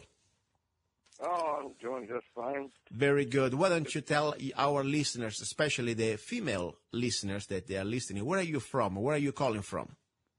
Well, I live in Golden Shores, but I'm originally from Bellflower, California. Okay. So Golden Shores is like in Mojave County, and you are, of course, on the shores. It's like close to the river, correct? Well, yeah. I could almost throw a rock in the river from where I live. Perfect. So you're kind of, you like the weather, I'm sure. That's why you moved there. And you like outdoors. But don't let me tell you what you like. You tell me. Tell us about you. First of all, who are you? And, your lifestyle. Tell us a little bit about you, Neil. More important for the potential freedom-loving singles women out there that I think you're into women, first of all, right? Let's start with that. Are you into women or into men? Oh, definitely women. Okay, good. In these days, you must always ask. I don't want to assume, okay? And good. We have a good start there. And don't get me wrong. I have also some freedom-loving singles that they like the same sex. That's their business. But with you, we have a straight guy who likes women. And by the way, I enjoy most of your posts on Facebook. You got kind of interesting photos out there. Sometimes I wonder even how Facebook let them go through, but interesting photos. Very good. Yeah, I tend to get a little bit out there sometimes. I know you're kind of little, pushing that area, but it's okay. At least you enjoy beautiful women. That's great. Now, tell us a little bit about you. If I were a woman, what can I find interesting in you? At this point in my life right now, Luca, not much. Not much, okay. Okay, not much right now. Okay, come on. You got something good going on. Sell yourself a little better, please. Go ahead. Well, I had things going on for me really good up until 2009. Mm-hmm. And then I was about ready to lose my house for back taxes. Mm. Then I had some good friends of mine supposedly helped me out and paid my taxes for me. Wow, that's nice. And I was supposed to be able to pay them back with reasonable interest. Now they're going to take my house away.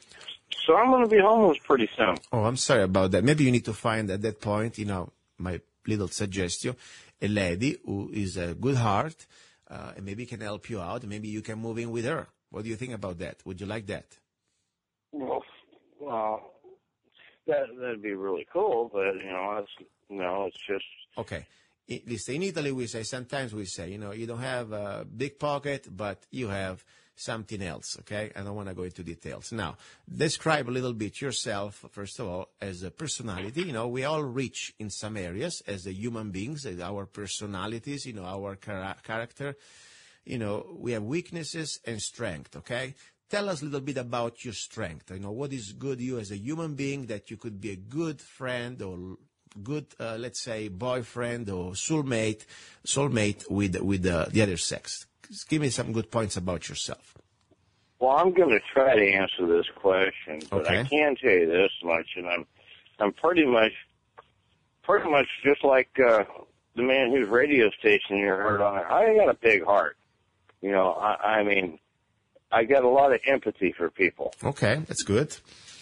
If somebody's hurting, I do my best, even if I don't have anything to give away, I try to do my best to help them. Okay, very good. And I always have. It's just, I'm not cold-hearted SOB. That's good. That's a good start. Humanity, I think, is a very important thing, especially in this age where everybody treats you very cold sometimes and they just mind about their business. I think it's a good thing. Now, let's give a little more details. You're not a child, you're not a kid, you're not a teenager. How old are you? What type of, let's say, age bracket can we fit you in? So at least, women know. Well, on March 5th, I'll be 56 years old. Okay. So you're like a baby boomer, something like that. And yeah. Are you retired or are you still working? Should still be working, but I'm unemployed and retired, and I have neuropathy, so okay. I really can't work. The only thing that I ever did my whole life for a living since I can remember was I was a driver. I drove ambulances, I drove truck, I drove gasoline tankers. I mean, you name it, I drove it, but now I can't do what I did anymore. Okay, so you trade, you're a driver, okay? And now you're, let's say, between retired and, of course, you got some health problem. So, you live by yourself, or I know this problem with the house that you're having, but right now, let's say somebody wants to be with you, you by yourself, or you have a roommate? How you're set up? Oh, I'm all alone. The love of my life walked out on me on December 17th of 2003. Wow. Sorry. And I've been alone ever since. I'm sorry to hear that. Now, let's put it in this way. You said the good things about you. You have a big heart, and that's beautiful. Now, we know all of us as human beings, myself too, we have some weaknesses, we are not perfect, and sometimes it's difficult to find out our own weaknesses because the better person can help us out to point it out. Normally they're on the other side, but we know sometimes what type of weaknesses we have. What do you think is your weakness that you have? Pretty girls. Pretty girls. So you're kind of a flirty guy? What? I just like, skinny, pretty, sexy girls. That's my biggest weakness right there. Okay. Well, that and prime rib. Hello? I'm here. Yeah, so you like beautiful girls. I understand. I wouldn't consider that like anything bad, I mean, I think there are worse things in life. Like I said, pretty girls and prime rib. Oh, prime rib. Gotcha. Okay, good. Now, let's put it in this way. This show is not just about dating, but we try to date, always with people that we are in the spirit of freedom, And freedom for me doesn't mean politics, but sometimes, most of the time, politics also represent pretty much our mindset, And what is, if we can, let's say, it puts you in some sort of a political left, right, center, whatever you want to call it. What is your political affiliation? So in case somebody would like to contact you and they already have their own political identity, they can pretty much understand more about you. What is your political identification? What is your, I'm not even calling about a party. Let's see, maybe a man or a woman that in the political arena you respect, okay? Doesn't need to be necessarily these days. Could be also from the past. Well, I can't really give you a political party because I go with whoever I agree with, but okay. I can tell you this much. I can't stand Obama. Okay. And other than that, I don't know. You know, it's just, I don't know what to tell you on that one, Luca, except I can't stand the man we got in the White House right now. I understand with that, but you know also very well that even what you call supposed to be the alternative, you know, the Republicans, they've been doing a miserable job, and they've been working with Obama all these years, many of them. So are you more yourself like what you call an independent, or you are like what could be, I don't know, some sort of a Republican? Even there are different levels. Well, I guess you would call me independent because sometimes I agree with what a Republican says. Mm-hmm. Sometimes I agree with what a Democrat says. Okay. Sometimes I don't agree with any of them. Okay, I understand. And trust me, there are many people like you at this point that it's many of us at this point that we understand that the party system was created to divide us and to keep us separate, you know, and sometimes, you know, you see that sometimes both parties, they're saying the same things, you know, and that's the big game. That's the big fraud. They're pretty much saying the same things with different variation, and we're supposed to believe that, oh, that's here the difference. Interesting, good. And let's put it this way. If you had to find right now, let's say I am this magic man, that I have a magic wand, and I could pretty much make your desire, your dream happen, okay? This ideal woman, if you had an ideal woman that you would like to find, describe your ideal woman, and I'll pray for you that you're going to find her. Taylor Swift. What did you say? Taylor Swift. Okay. All right. And what's about personality? I mean, what's about also, you know, a little bit about everything, you know, age and maybe color of the eyes or color of the, everything you can imagine. Describe us. Describe this. Well, I've always leaned toward blondes, but I've never had a girlfriend that had blonde hair. Definitely thin. I've never been into heavy women. Mm-hmm. Not at all. Not at all. You know, somewhere close to my age, but okay, nowhere real close to my age. I guess I'm kind of old-ish. I kind of like younger girls. Okay. Okay. So you like younger girls, okay, and you like a blonde, I understand. And, you know, sometimes, you know, that's okay, but there is, let's say, as a character, as a personality, what is the person that you think you would have some sort of affinity, you would get along? You know, everybody's a different personality, and some we clash, and sometimes instead we really have a click. So what is the personality of this woman that you would like to find? I'm really not sure how to answer this question, but I can tell you this much. I'm tired of being lied to and being hurt and having my heart broken, you know, and it's happened to me too many times over my years, and it's just, I mean, I'm just at the point of giving up. Oh, I understand. Listen, let's do that. I will do now a special announcement for all the freedom-loving singles women that they are listening to Love, Guns, and Freedom. I'm here with my friend Neil from Golden Shore. He has a big heart, and, you know, he's 50-something, 57, and, you know, the point is 55, 54, it's there. It's around the 50s. Now, he's looking for a special woman, a woman that has, doesn't cheat, that's honest, and of course he likes blonde, and he likes other beautiful things. At the same time, you know, I think let's start with the friendship. That would be probably the best thing, you know, just to have a friend. Don't you think it would be nice to find a friend that you can talk to and get close to? Definitely. Yes.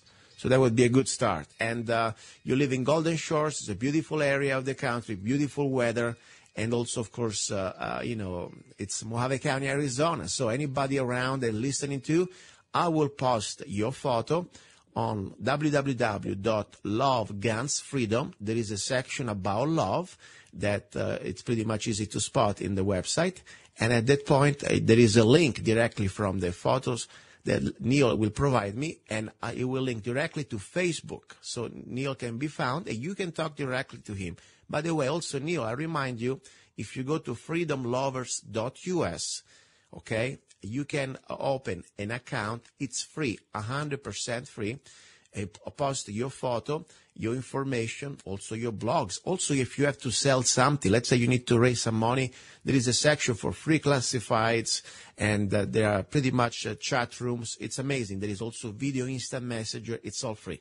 It's something that I done with love and to find like-minded people. So I hope you can go there. Also post a profile, and I pray for you that you will find a special lady who's going to be honest with you, and maybe it's going to start with a friendship, and maybe who knows, something more. Somebody that believes in freedom too, and it is not an Obamanoid, and is not a Bushoid, and we believe in our freedom rights and in freedom in our individual rights.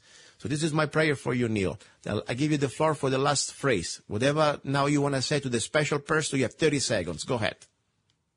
Well, I really have nothing to say except I think they pretty much got the gist of me. I have never in my lifetime dated more than one girl at a time. I mean, I found somebody that I liked, and I stuck with them and did my best, and I usually ended up getting hurt at the end, but I've always done my best. All right. Neil, very good. Please, thank you very much. Thank you for listening. And waiting for your photo, please go to visit www.freedomlovers.us. Stay tuned. Don't go away. You're listening to Love, Guns, and Freedom, a little bit of music, and then we go with some news. You're listening to Love, Guns, and Freedom with Luca Zen.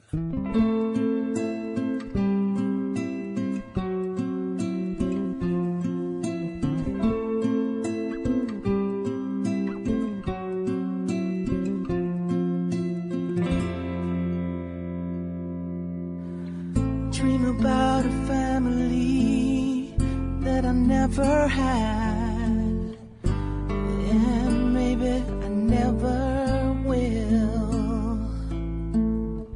Dream about some peace of mind that's just a dream. Dream about you and your love that's gone away. I'd like to have two wings and fly away from this pain. Like to have two wings so I won't go insane. Like to have two wings to get back and see your eyes. Never leave you alone anymore.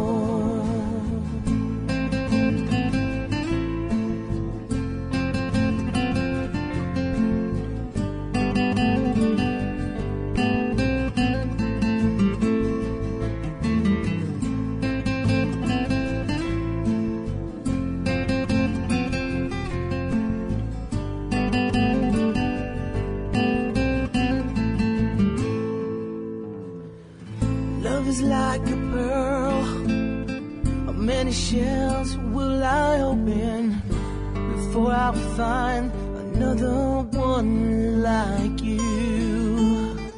Dream about a man that you can call daddy. Dream about somebody that you can call a friend. I'd like to have two wings to fly away. Okay, guys, back into the studio, and before I go to take my little Thomas Jefferson walk, that is pretty much the activity of the day. That means broadcasting my final part of the show from a different location. You know, I've done already different things. You know, I've done in the middle of the night, in the high desert. I've done it, of course, also in the chicken coop and different in the kitchen. Normally I do when I cook. Today I want to do this one from the street. I'm going to be walking in Mojave County, Arizona, while I normally do my little jogging or even fast walk. And meanwhile, I exercise my Second Amendment. That's pretty much the Thomas Jefferson walk. I will talk about that later. Now, meanwhile, I have 20 minutes that I want to really share something so important. This is about the hour about love, okay? As I said, love is not just about something romantic or spiritual or could be, something physical. It is also love for the next generation because our freedom is really under attack. And there is this movement called environmentalism, okay? They're going to try to tell you that they care about the environment. Unfortunately, that's not true. What they do, they care about control, and they care about having an agenda. In this case, it's called Agenda 21 by the United Nations. I found this short documentary, it's 20 minutes. Normally never do that, but I wanted to really share it with you today. It's a short documentary, explains very well what is happening in our counties, in our cities, under the disguise of this environmental wave of sustainability development. Please, just listen to this. I will not comment about it. And meanwhile, I'm preparing and putting my shoes on and preparing my little headset and my little recorder because I will finish the broadcasting from the street. Now, listen to this information. It's vital, and I hope you can share it with anybody you know out there. Please. Okay? You're listening to Love, Guns, and Freedom with Luca Zanna, and this is about love. Let's preserve for the next generations the freedom and the property rights and individual rights that we still have. Let's not lose them. Let's fight back. Here we go. Our living planet that helps sustain life. We are warned. This life system is in crisis. Fresh water, clean air, good soil, the things we need to stay alive are being destroyed. Sustaining the environment is something we all have a vested interest in. After all, who wants to pollute the water or the land? Everything that you and I use comes from the land. Food is grown or raised on land. It also provides the materials used in everything, ranging from cars and tools to clothing and silverware. Property is also essential for a family to build their home. Sustaining our environment has led us down the road to a movement known as environmentalism. Yet, a strange thing happened. Environmentalism came to a fork in the road. And while the rhetoric took one route, the agenda took another.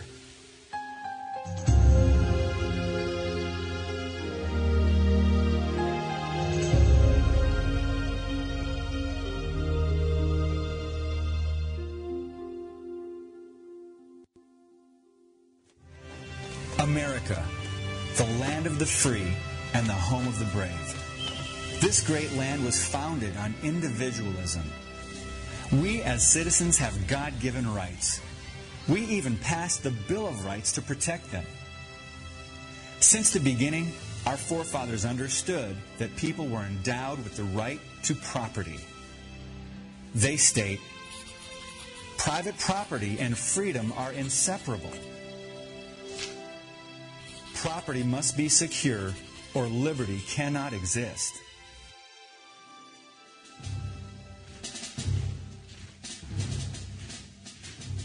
Our forefathers knew the dangers of big government and how it can threaten the rights of the people. They overthrew a government that told people what to do in critical aspects of their lives.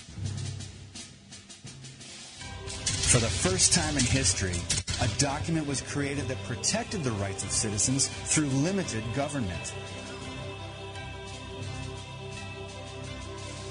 We as Americans have the God-given rights to life, liberty, and the pursuit of happiness. For generations, Americans have fought to protect our great land and freedom. Today, the fight not only continues, but expands to many areas, including our environment.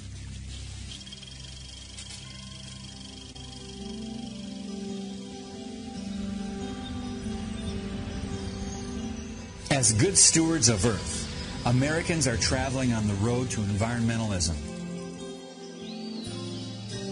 Recycling has been a common practice for most of human history. One of the first big pushes occurred in the 1970s through government mandates.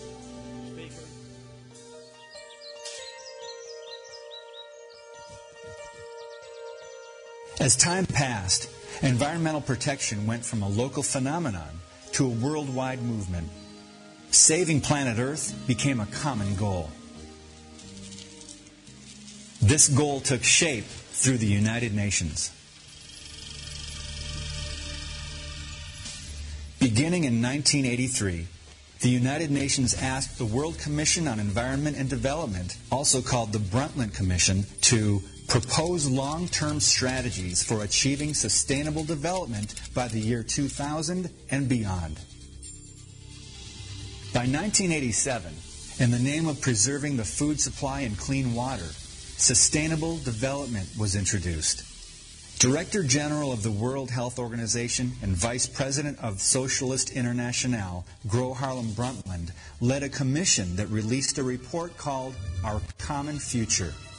In it, they defined sustainable development as development that meets the needs of the present without compromising the ability of future generations to meet their own needs. It sounds like something we can all support.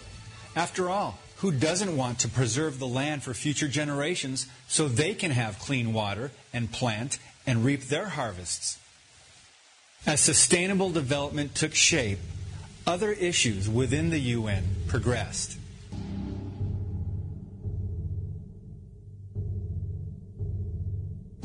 In 1992, an Earth Summit was convened under the auspices of the UN to formulate policy for the world environmental movement. At the summit, they issued a report entitled Agenda 21. The number 21 stands for the 21st century.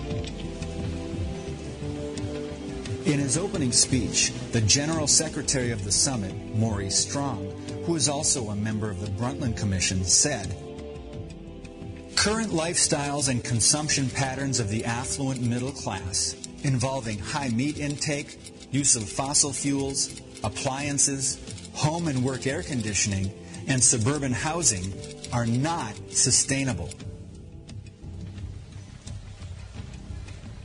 It sounds as if sustainable development is taking on an agenda that can possibly curtail one's eating habits, the ability to drive using any type of vehicle, and even limiting one's ability to own a home in the suburbs.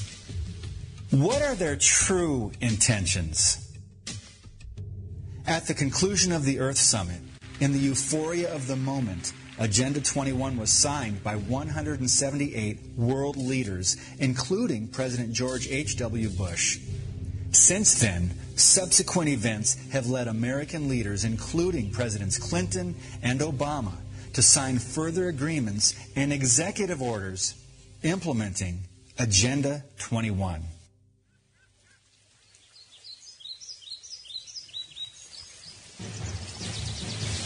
Environmental activist and attorney Daniel Sitars states, Agenda 21 proposes an array of actions which are intended to be implemented by every person on Earth. Effective execution of Agenda 21 will require a profound reorientation of all human society, unlike anything the world has ever experienced. A major shift in the priorities of both governments and individuals, and an unprecedented redeployment of human and financial resources. This kind of government control may sound inconceivable for a country like America.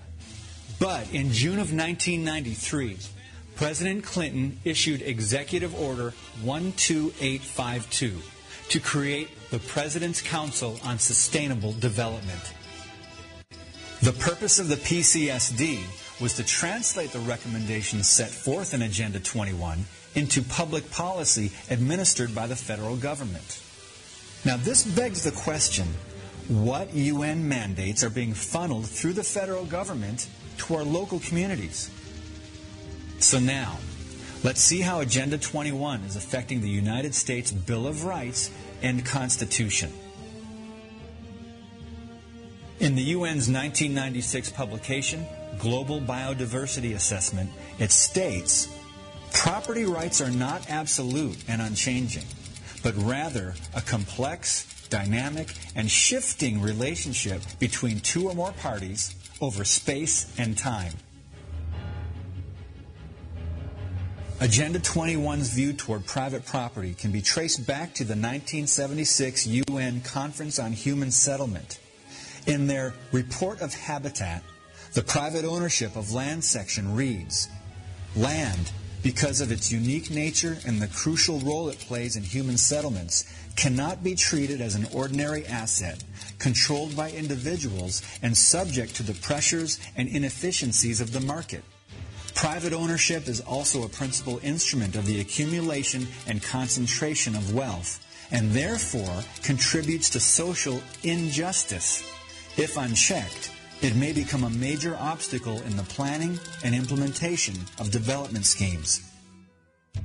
This is contrary to the views of George Washington, John Adams, and the other founders of the United States. Agenda 21's view on private property is comparable to that of the Soviet Union, where private ownership was replaced with collective ownership. To explain, let's look at the first actions taken by Vladimir Lenin and his Bolshevik government. Following the October Revolution of 1917, agrarian land reforms did away with the people's private ownership of farms. The farms were seized and converted into government-mandated collective farms. On these collective farms, the ruling Soviet government determined production quotas which are similar to what is being recommended by the PCSD to bring the rates of harvest into line. With the guidance of UN affiliates, sustainable development programs have found their way into local communities. A good example took place in Contra Costa County, California in 2011. At a meeting to explain sustainable development, the following took place between the organizers and the citizens. An attendee did not understand what was meant by preserving open space. So open space is sort of defined as anything that does not currently have development on it. So it would be defined as agricultural areas or natural areas that don't have urban development on them, either industrial, commercial, or housing. Are you talking about government open space, or are you talking about private open space? People's private property, like eminent domain? It's both. Both? After much confusion from the citizens, a woman stated, "Private property is part of that's part of our constitutional values for people to have and be able to do whatever they want with their own private property. And for us to sit here and say they can't use their own property and you're calling it open space is somebody's private property." These types of meetings lead to more questions than answers. What are the true intentions of sustainable development?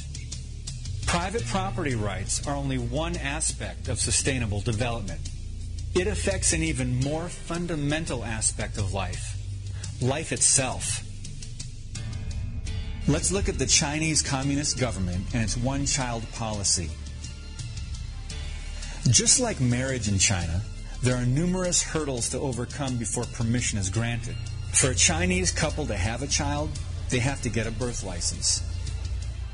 In order for the couple to get a license, they have to go through a procedure that runs through local Communist Party functionaries.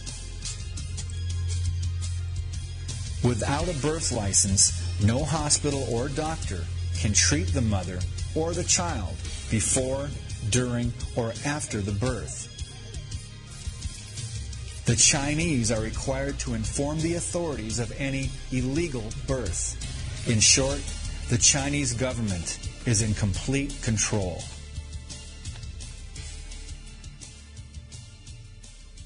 Since China is one of the 5 permanent members of the UN Security Council, it has a great deal of influence on UN policy and how they view population control.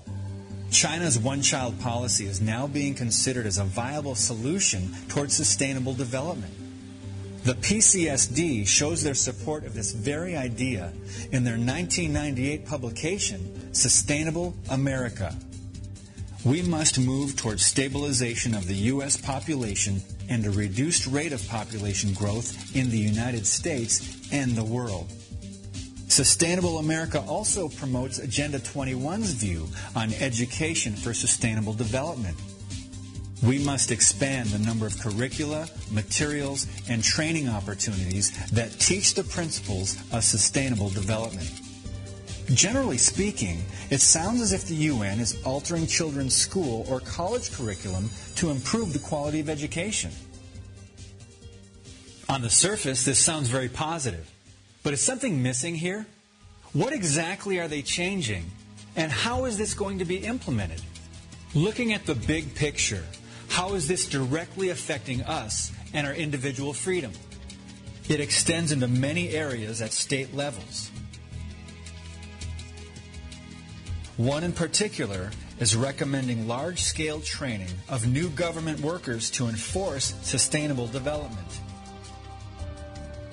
A good example is taking place in Madison, Wisconsin. In the publication, Building a More Sustainable Future in Wisconsin, it emphasizes the importance of state and federal training and education programs to generate educators, facilitators, and motivators who would be capable of going into individual homes and helping people develop their own personalized sustainability action plans. This sounds as if, for the good of our communities, we can look forward to trained government employees entering our homes. How will this directly violate your freedom? Agenda 21 is much more than private property, population control, and education. It affects nearly every aspect of your life. The following is a partial list of what Agenda 21 also promotes. Relocating people from rural areas to cities, higher gas prices, manipulating transportation patterns, forbidding human access to land, seizure of private property, restricting the amount of water use, additional taxing, restricting the amount of waste, forced community involvement, and the list goes on. In support of saving the earth, affiliates of the UN have continued to expand into local communities through programs known as Local Agenda 21. The main organization that local governments join to be part of Local Agenda 21 is ICLEI. ICLEI stands for the International Council for Local Environmental Initiatives. Founded in 1990, it was established when more than 200 local governments from 43 countries convened at its inaugural conference at the UN. ICLEI states that it provides technical consulting, training, and information services to build capacity, share knowledge, and support local government in the implementation of sustainable development at the local level. ICLEI has begun to entrench itself within the United States. As of 2012, the U.S. has by far the most local governments involved in ICLEI, exceeding 500. In an effort to educate fellow Americans, the John Birch Society created a 3-click challenge that revealed ICLEI's involvement within America's communities as well as ICLEI's connection with the United Nations. Since 2013, ICLEI has modified its information, rendering the challenge obsolete, and seem to be working towards hiding their connection with the United Nations.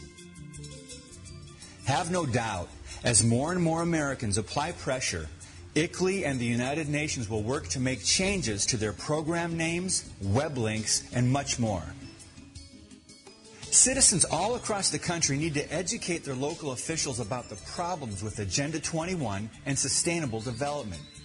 Find out if your community is part of ICLEI by simply searching ICLEI USA members.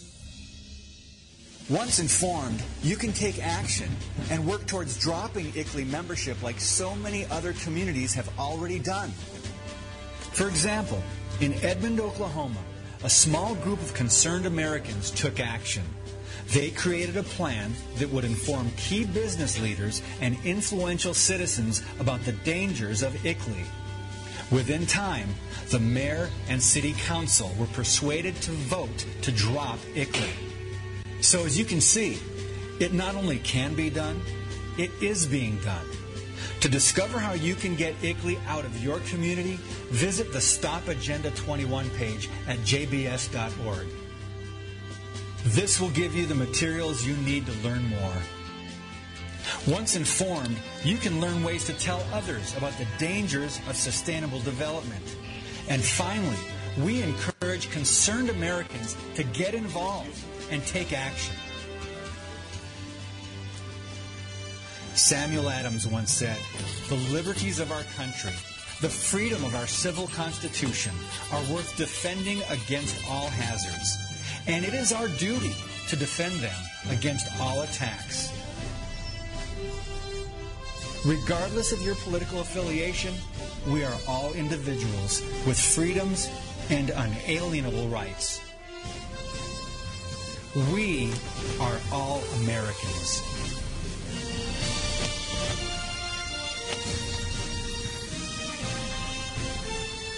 And there we go. That was an incredible documentary. I've never done this before, but I think it was very important this time in the hour of love. This is love for our future as a human beings, as a free human beings. And please go to jbs.org, John Birch Society. I found out about the John Birch Society even before I became an American, a naturalized American. So in this final hour today of today's show, I needed to share this because I think it's something important. This documentary explains very well the dangers of Agenda 21, of ICLEI, how pretty much like an octopus, like a snake, is infiltrating our communities. I invite anybody who's listening to broadcasting, I don't care if you're in Arizona, California, or wherever you are, in America and around the world, of course. Find out if your community is under the control of ICLEI. Because we must understand that this is not just some sort of, little bit of brouhaha. This is real, okay? This is real. It's going to change your life. More important, it's going to destroy the future of our next generation. Now, I'm preparing for my little walk, the Thomas Jefferson Walk, something that I'm sure these bastards at the United Nations would never like, because I'm going to be walking on this open land, of course, that is public land, on the street with my handgun in my holster, and meanwhile, I will broadcast, and I will tell you a little bit about Thomas Jefferson and what's going on here in Arizona, okay? Don't go away. Meanwhile, enjoy this little song that I'm dedicating to these bastards rotting in hell in New York at these United Nations that I hope they're really going to have a bad day. This song is called Get Us Out of the United Nations, music and lyrics by myself. Stay tuned. Don't go away. You're listening to Love, Guns, and Freedom with Luca. Get us out of the United Nations. Get us out, we are a free nation. Get us out of the United Nations. Get us out, get us out.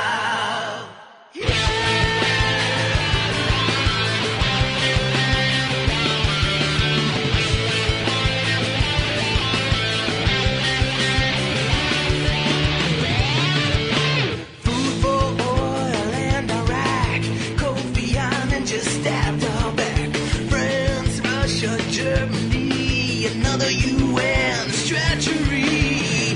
They're trying to ban our guns, so they'll control, they'll overrun our country, our freedom, our subjects, everyone. Get us out of the United Nations. Get us out, we are a free nation. Get us out of the United Nations. Get us out, get us out.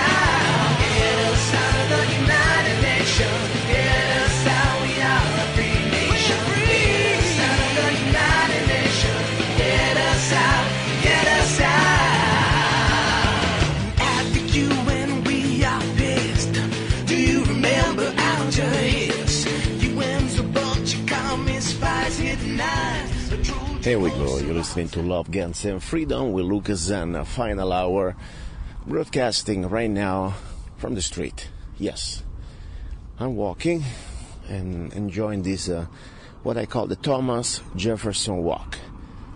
And I'm exactly in Golden Valley, on these, dirty roads. Not dirty roads, dirt roads. Dirty roads means they're filthy. Sometimes they're also filthy, but not really. I mean, some garbage, like you can imagine. There are pigs everywhere, sometimes in the towns, sometimes in the outside the towns. Now, I'm walking on the dirt roads that normally I really enjoy. And why I wanted to pretty much do this? Because this is what I'm doing right now is something that could be just like a regular walk.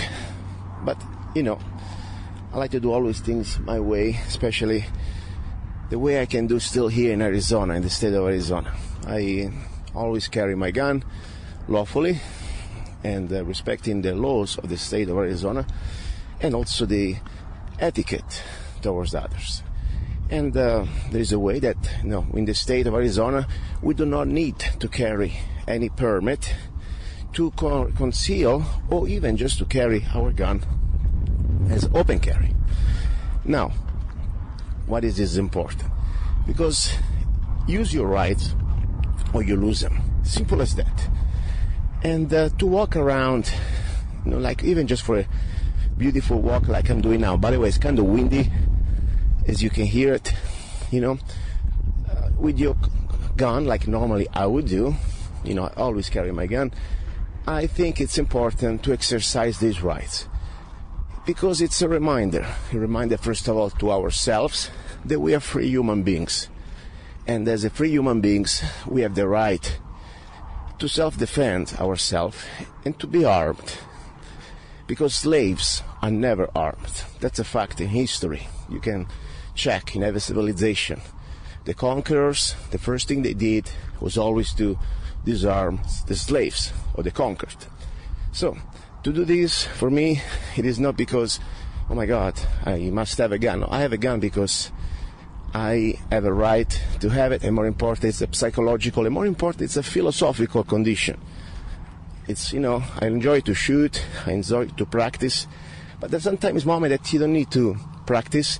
It is more important as a political stand to carry a gun in any moment of your life, wherever, of course, you're allowed. You can carry a gun in the courthouse, of course. It's also common sense.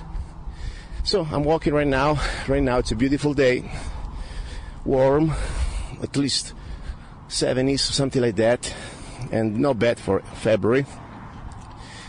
And we are February exactly, 2015. And just for a message for humanity, in the 22nd of February, 2015, in Arizona, it was, and I hope in the future will still be, at least till I'm alive, lawful and normal to walk around your block, around your neighborhood, with your gun in your holster, of course.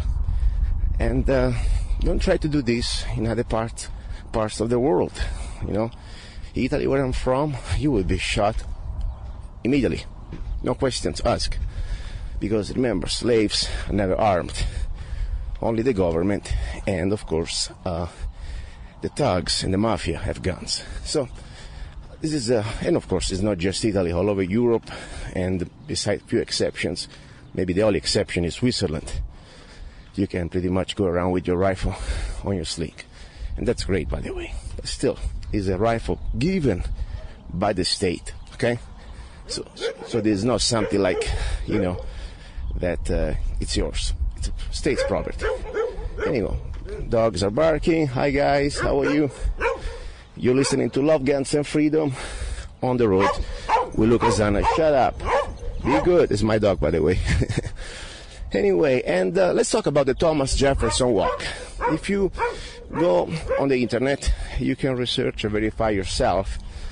Thomas Jefferson was an interesting guy, and he wrote several letters to also family members. One of them was I think it was his nephew.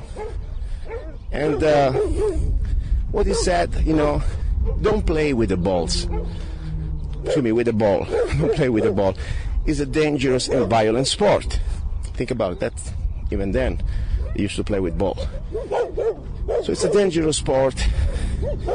Instead, something that is really good for your mind, and it also is very good for your body, walk with your gun. Now, I'm just paraphrasing it. You can read the complete letter. If you can find, I'm sure, just Google it.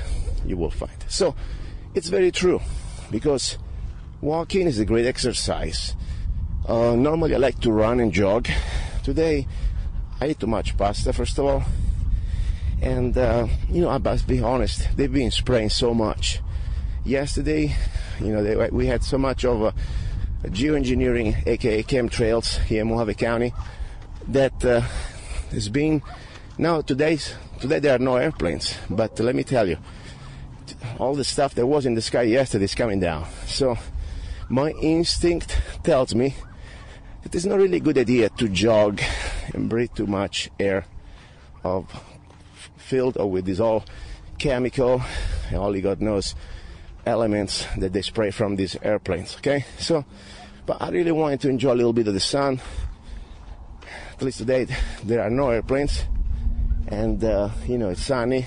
Of course, the sky is kind of a little bit whitish, because what do you think? With all the stuff they're spraying, it's never going to be blue anymore unless they really stop it. So, by the way, I don't know if you can hear it, in Golden Valley, today is Saturday.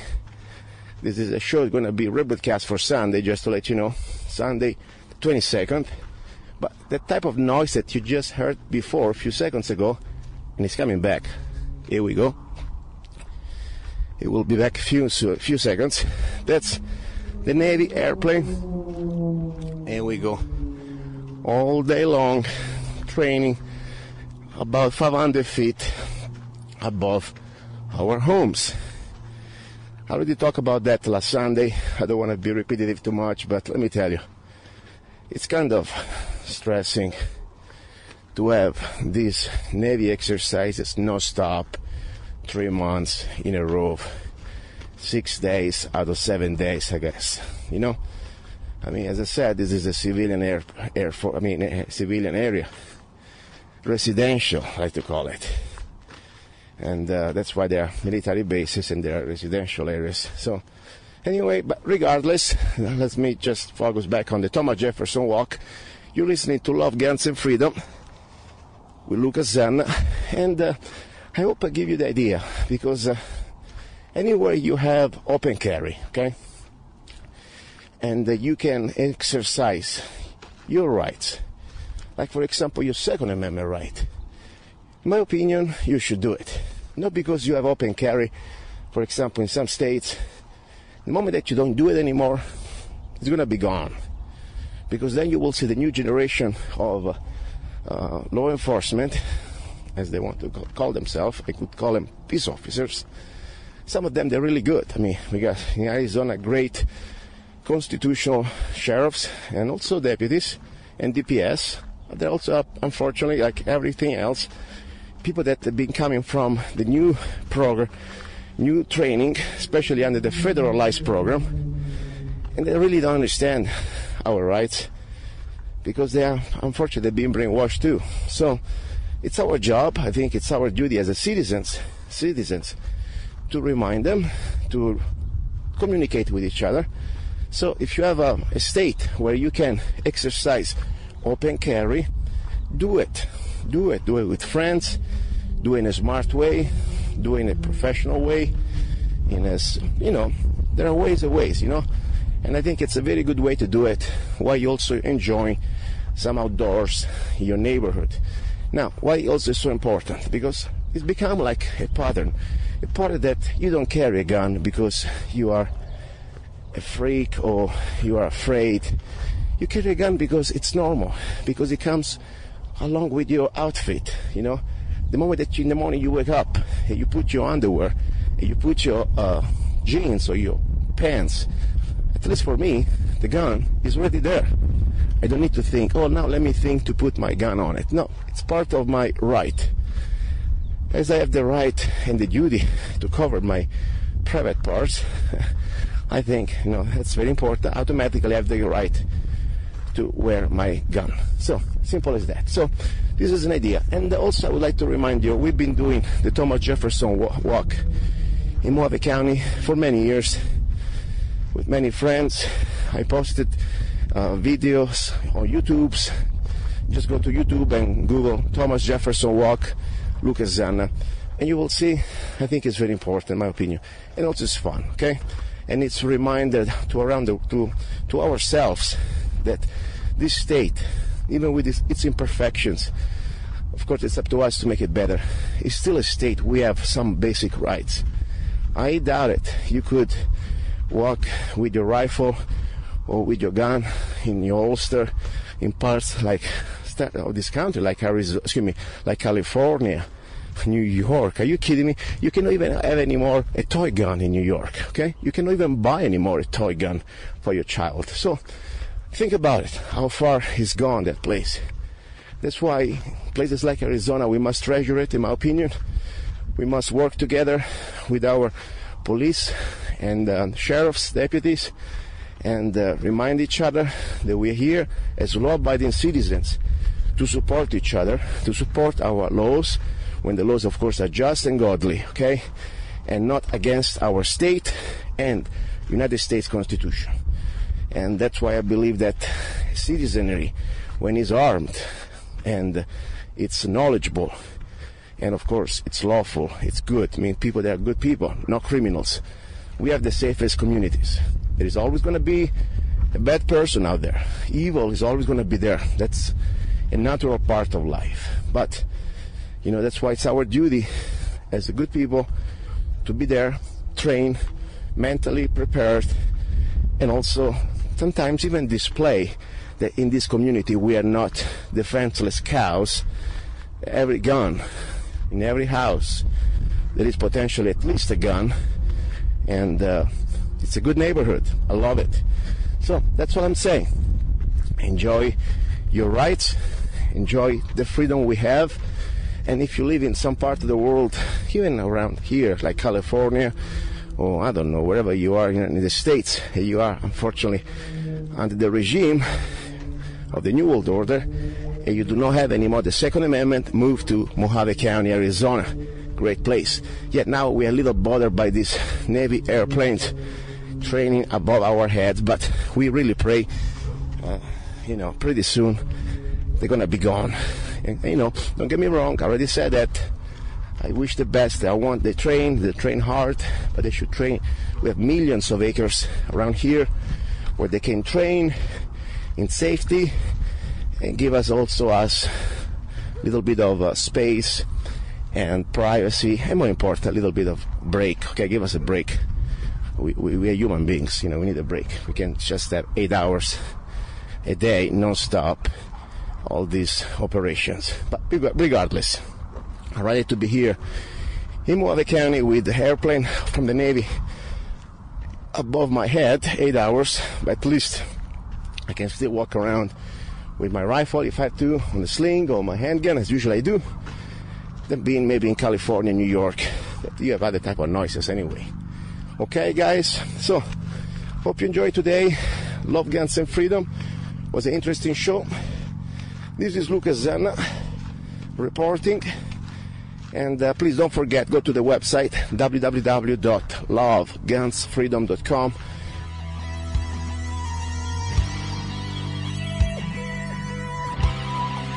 You're listening to Love, Guns, and Freedom with Gianluca Zanna on Guerrilla Media Network.